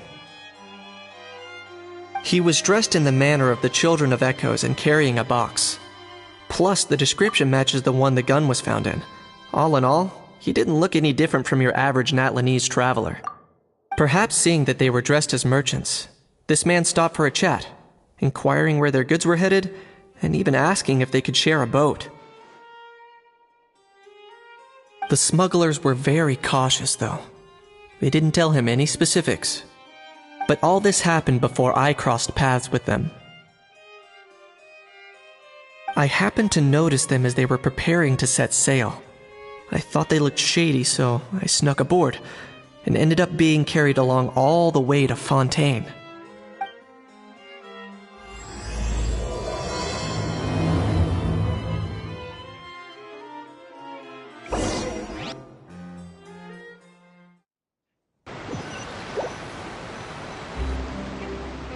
Boss, do we know if those Fontainians will even like this stuff? What if we can't shift it? And that's why we call you a rookie. It's all supply and demand, kid. Supply and demand. Natland's foreign trade is just starting to lift off. There'll be a market for it, you'll see. That's right. So stop giving the boss trouble, rookie. Just do your job and keep an eye on the goods. Are they merchants? Have they come to Fontaine to do business? Scarred face. Calloused hands. On closer inspection, the fabric looks worn at the knees and elbows, and his fingernails are dirty. Not exactly your typical merchant. Could he have previously been a warrior? Or even an adventurer? Something feels off. I'd better sneak up and get a closer look.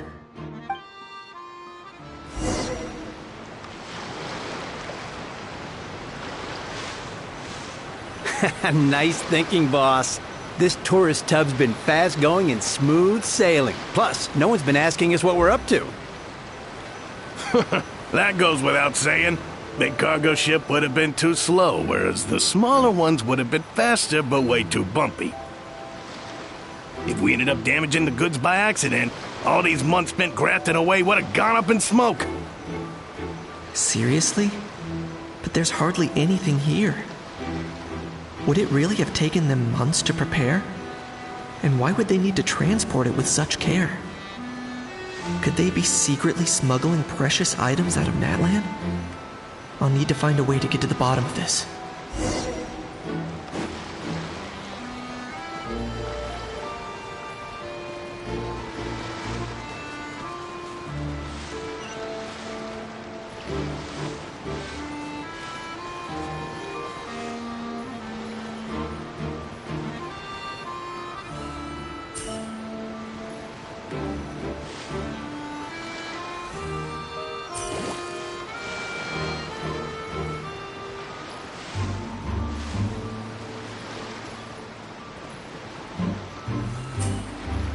Let's go hear what these criminals have to say for themselves.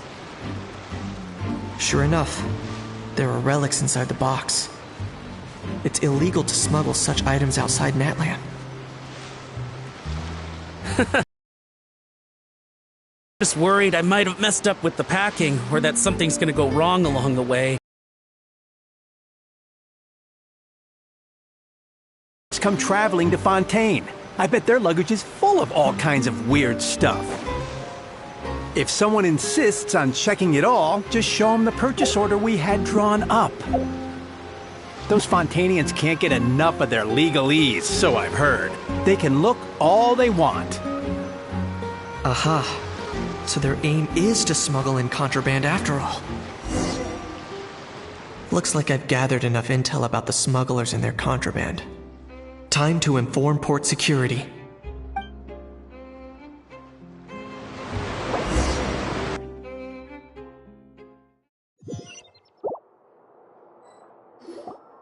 So anyway, that was when I went and told the Fontanian guards about my suspicions. After an investigation and a chase, they finally apprehended them and sent them on their way. Well, guess they're headed exactly where they should be.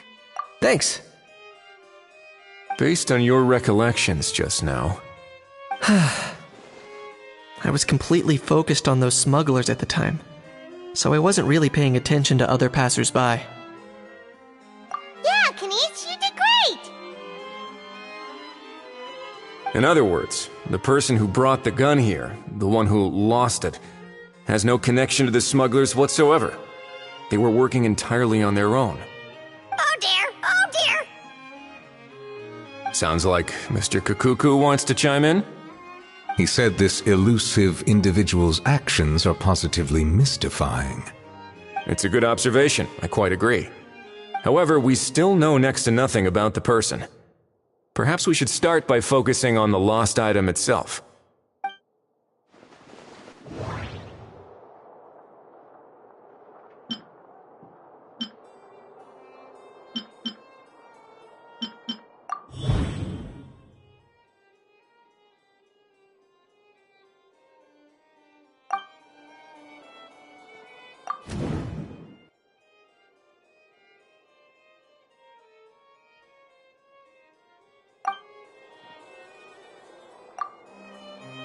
It certainly seems like it was the bait in some kind of trap. The only question is, why wasn't the bait made more conspicuous? Has something sprung to mind? I just remembered a film I watched this one time. Huh? Oh wow, no way, bro! Hold on, let me explain. Just now, the traveler speculated that this box might have been placed there on purpose, as if the intention was for someone to come pick it up. That got me thinking about those films about kidnapping cases. When they demand their ransom, the kidnappers tell the victim's family to leave money or valuables at a designated spot for someone to come pick up. That doesn't merely happen in films. There have been similar cases in real life. In fact, if anything, it's probably the real-life events that inspired the films. Sounds plausible. Ooh. Wait. This raises the stakes to a whole new level. If the gun really was some kind of ransom, then since we took the box, the kidnappers never got their payment, so does that mean they executed the hostage? I agree. I don't believe we have a kidnapping on our hands. Selling off stolen goods is extra work that most kidnappers would want to avoid. Unless they're after something very specific, they tend to just ask for cash. Could we be dealing with a kidnapper who's dead set on getting their hands on an ancient dragon handgun? It's not impossible, but the likelihood is very slim. We can discount that possibility for now. And speaking of selling stolen goods, don't you think this looks more like a transaction?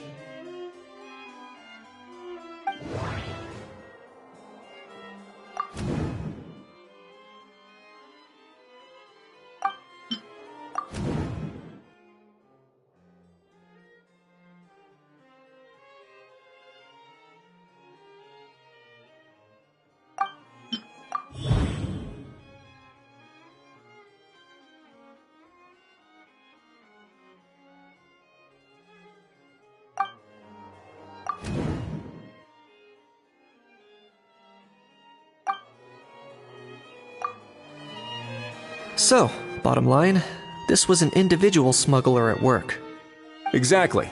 And it was the location itself that caused the deal to fall through. The last thing they would have expected was for a quiet beach to turn into a bustling film convention overnight. Not only is the area now packed with tourists, but the Spina di Rosula have a presence there. I'll bet that both parties were completely caught off guard. That sounds like a plausible theory, but how do we verify it? Looks like your people better start rolling up their sleeves. How so? Easy. Just follow the usual procedure by putting up a lost and found notice. The more routine we make it seem, the more likely the suspect will come forward to claim it.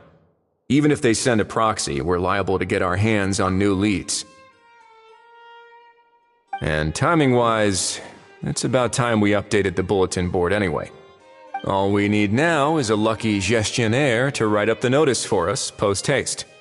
Ah, so that's what you meant by rolling up their sleeves. In that case, I may as well write it myself.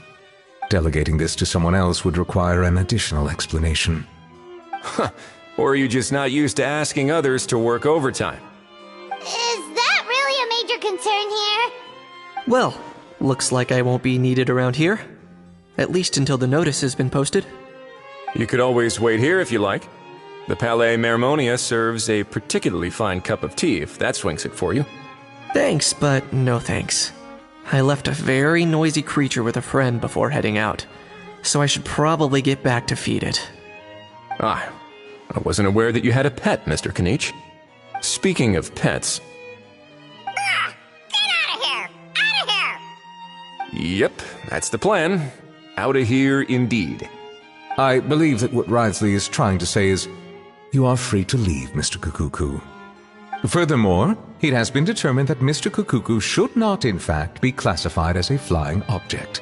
As such, he shall be free to move around Fontaine whenever he so pleases. You're the best, bro! Oh, that really is good news! Travelers, should we bring Kukuku back to Aoife and Auroran? I shall leave him in your capable hands. Indeed.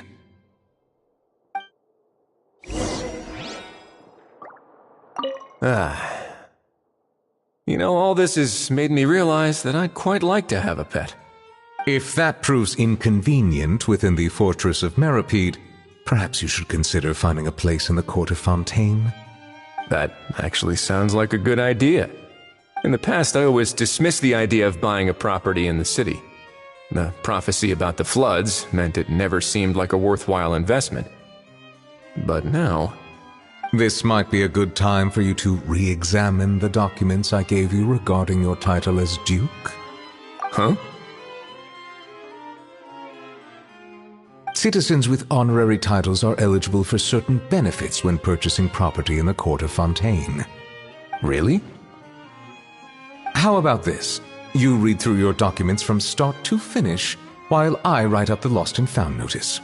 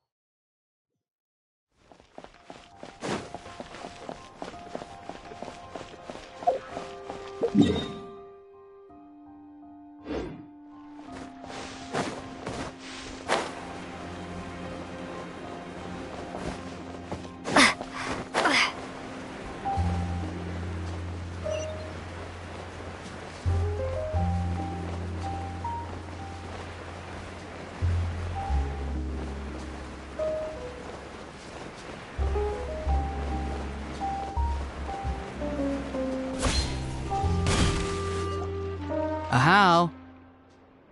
What? What now? Let's shake hands. Fine by me. Get ready for a knuckle sandwich!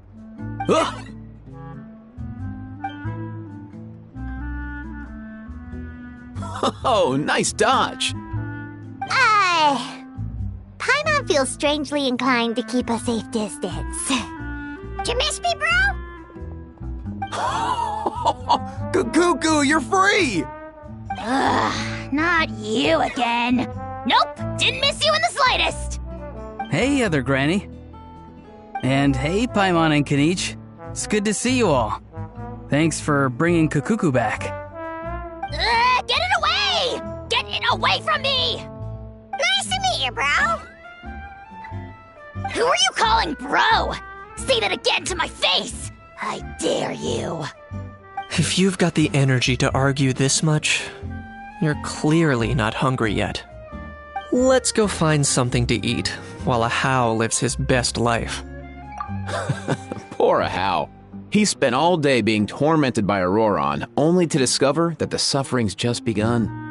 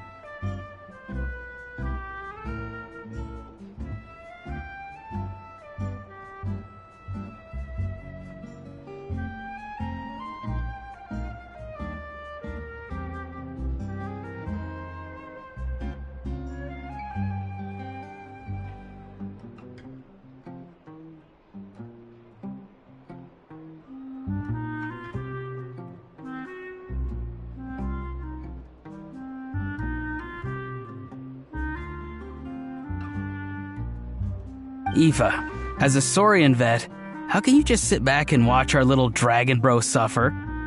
Huh?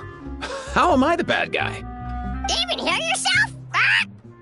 Doesn't anyone want to hear how Kakuku got out of jail?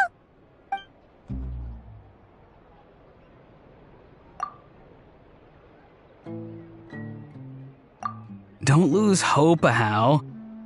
By the same standard, you have freedom of movement now, too. You're still in the game?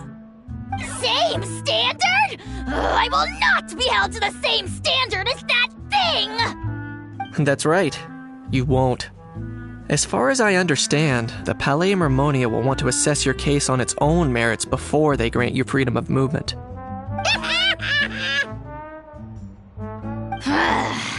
Where's that Saurian meat restaurant again? I'm gonna march that little pink balloon right into the kitchen!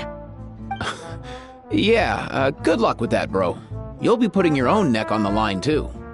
Also, there's no such restaurant! Anyway, thanks for looking after Ahau, guys. I'll take over from here. Why, you?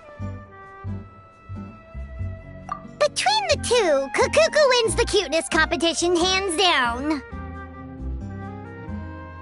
Ah, really? Thanks! Wait, who are the other contestants, though?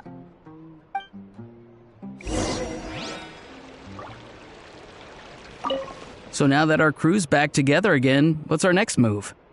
Oh, how about a game of rock, paper, scissors? No chance. If I lose, we'll end up stuck in the room watching films all over again. Nope. This time, we'll only watch a film if I lose instead. Had enough too, huh?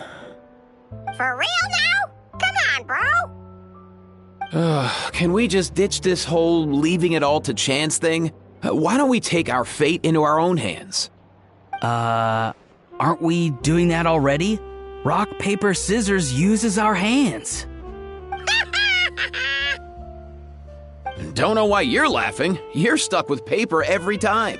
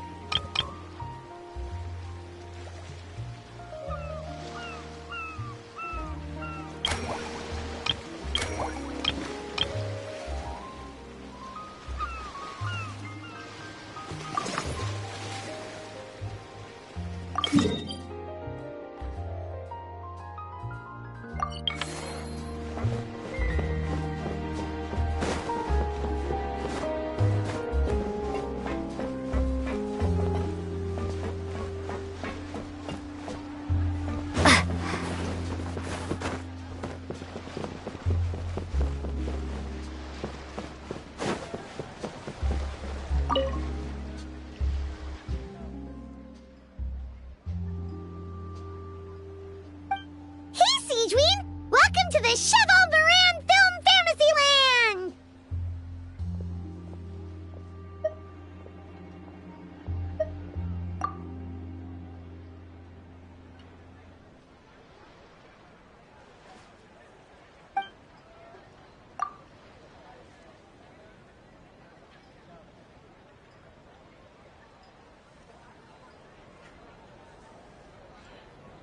Oh, your encouragement leaves Paimon feeling even more motivated than ever!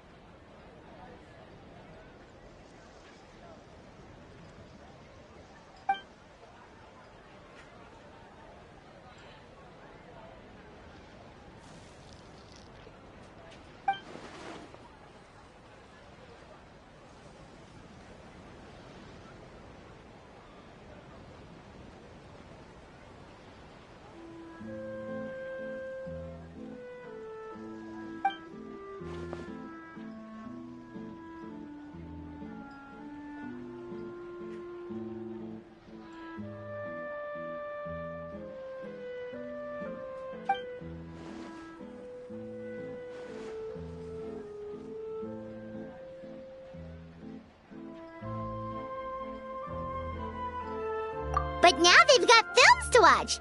Even the ones who used to cause trouble might settle down a bit, right?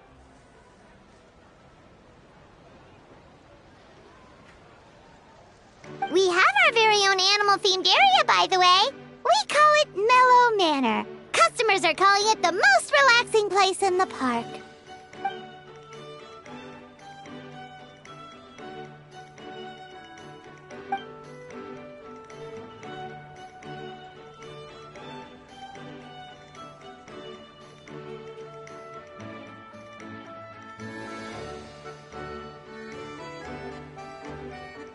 Oh, you mean we could invite Sigewinne to be a consultant at Mellow Manor? Now that you mention it, that sounds like a great idea! Sigewinne's great at caring for people, and she's so warm and gentle. Looking after animals should be a piece of cake! Yeah, like someone who gives advice and tells the park staff how to do their jobs better. The workload won't be too heavy, but it's important work. Besides, you'll mostly be playing with the animals.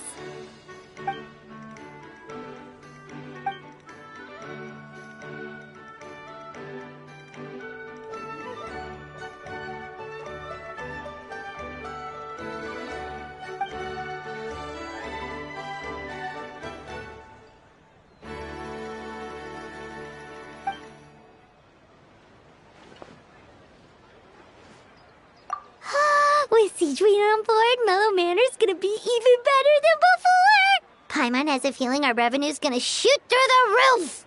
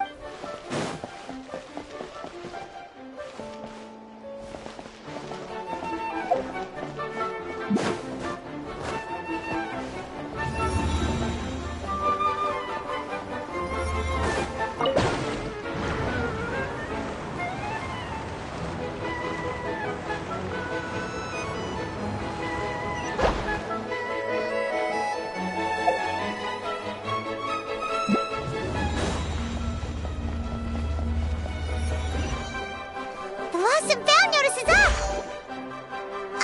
Maybe we should go hang around the Palais Mermonia to see if anyone shows up to claim it.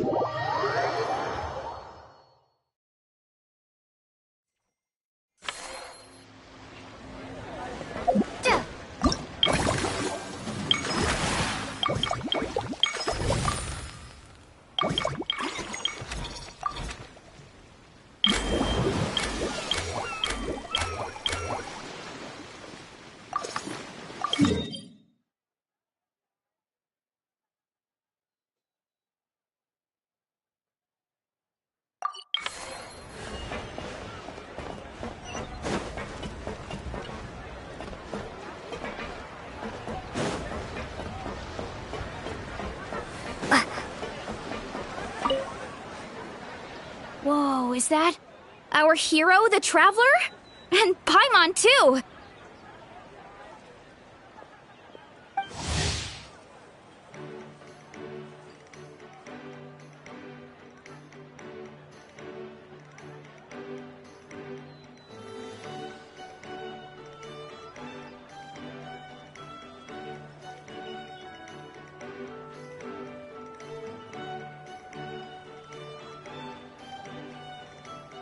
Oh, I guess I shouldn't be too surprised.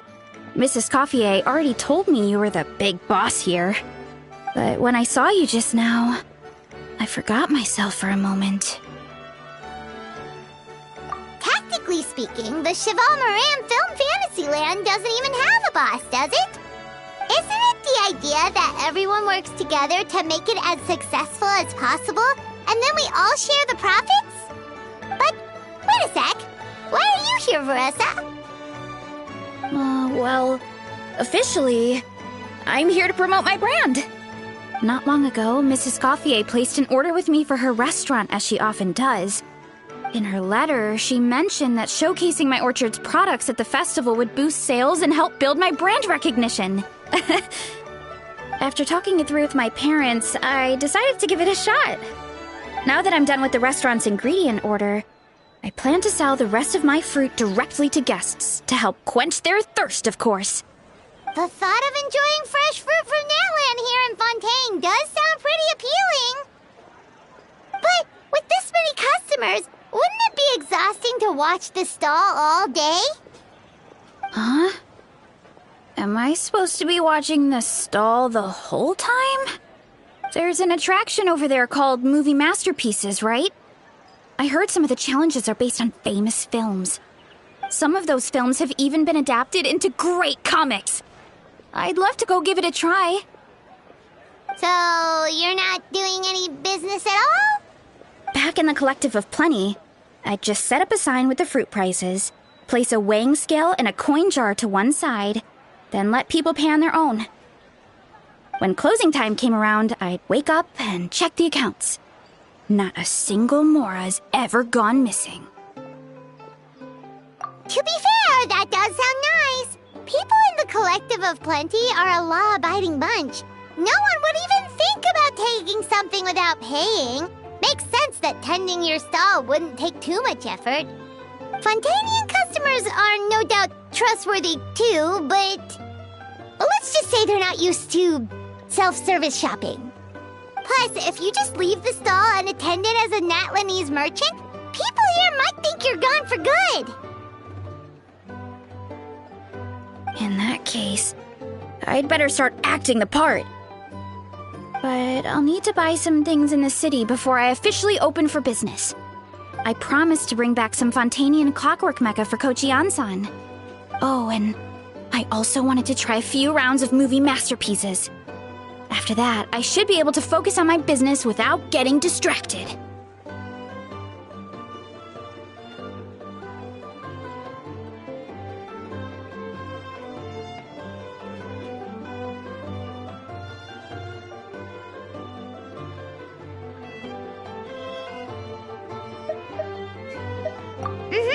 We might not be locals, but we've explored Fontaine quite a bit.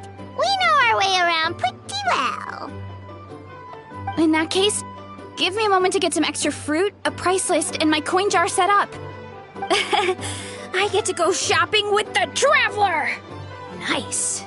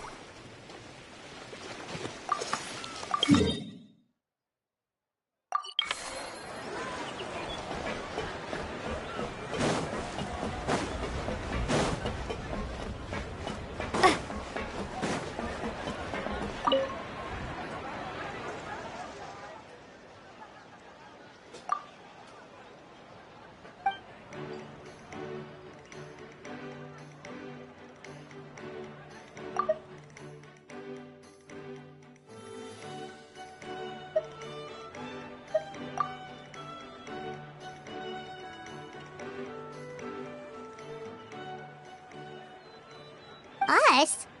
Wait, but Paimon hasn't seen Linny anywhere!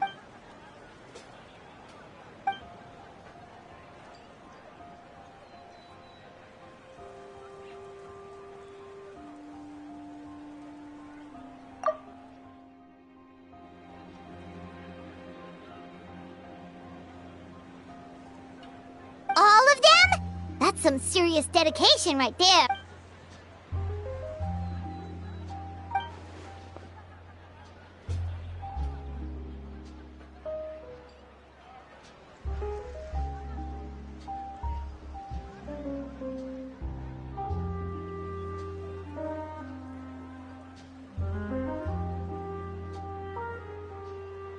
Paimon had no idea Linny was so into horror films.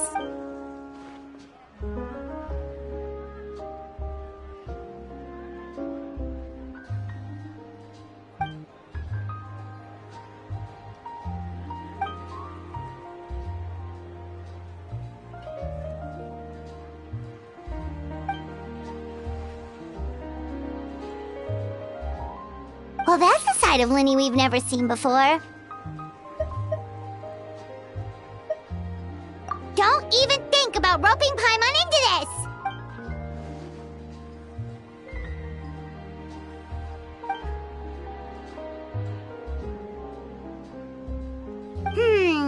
Sounds like eclectic escapades would be more to your liking then. Want to give it a try?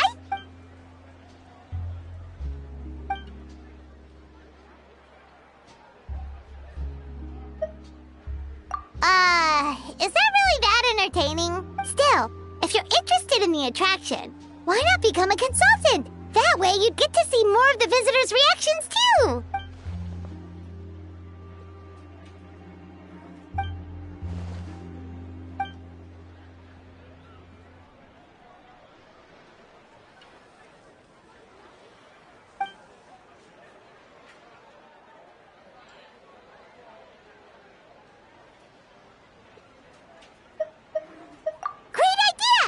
Get Linny on board, the Cheval Moran Film Fantasyland will be even more popular than it already is!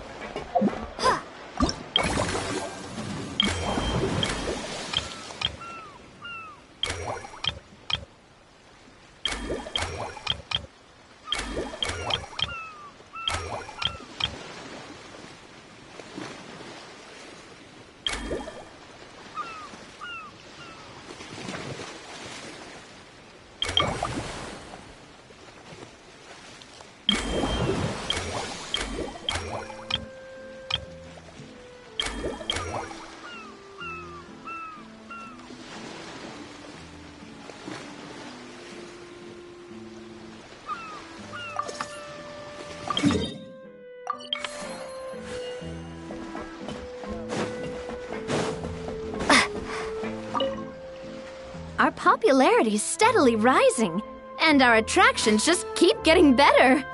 I love the whole feel of the place. It's so fun. We should host more events like this in the future.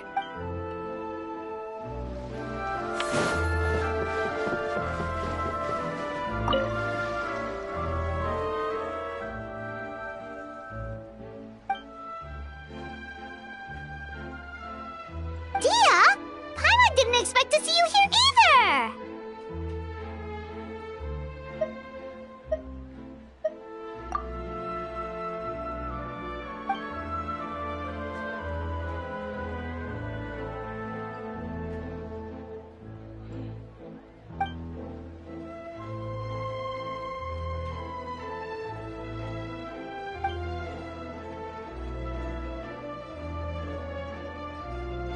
Guess that's not scenery most Fontanians see every day, huh?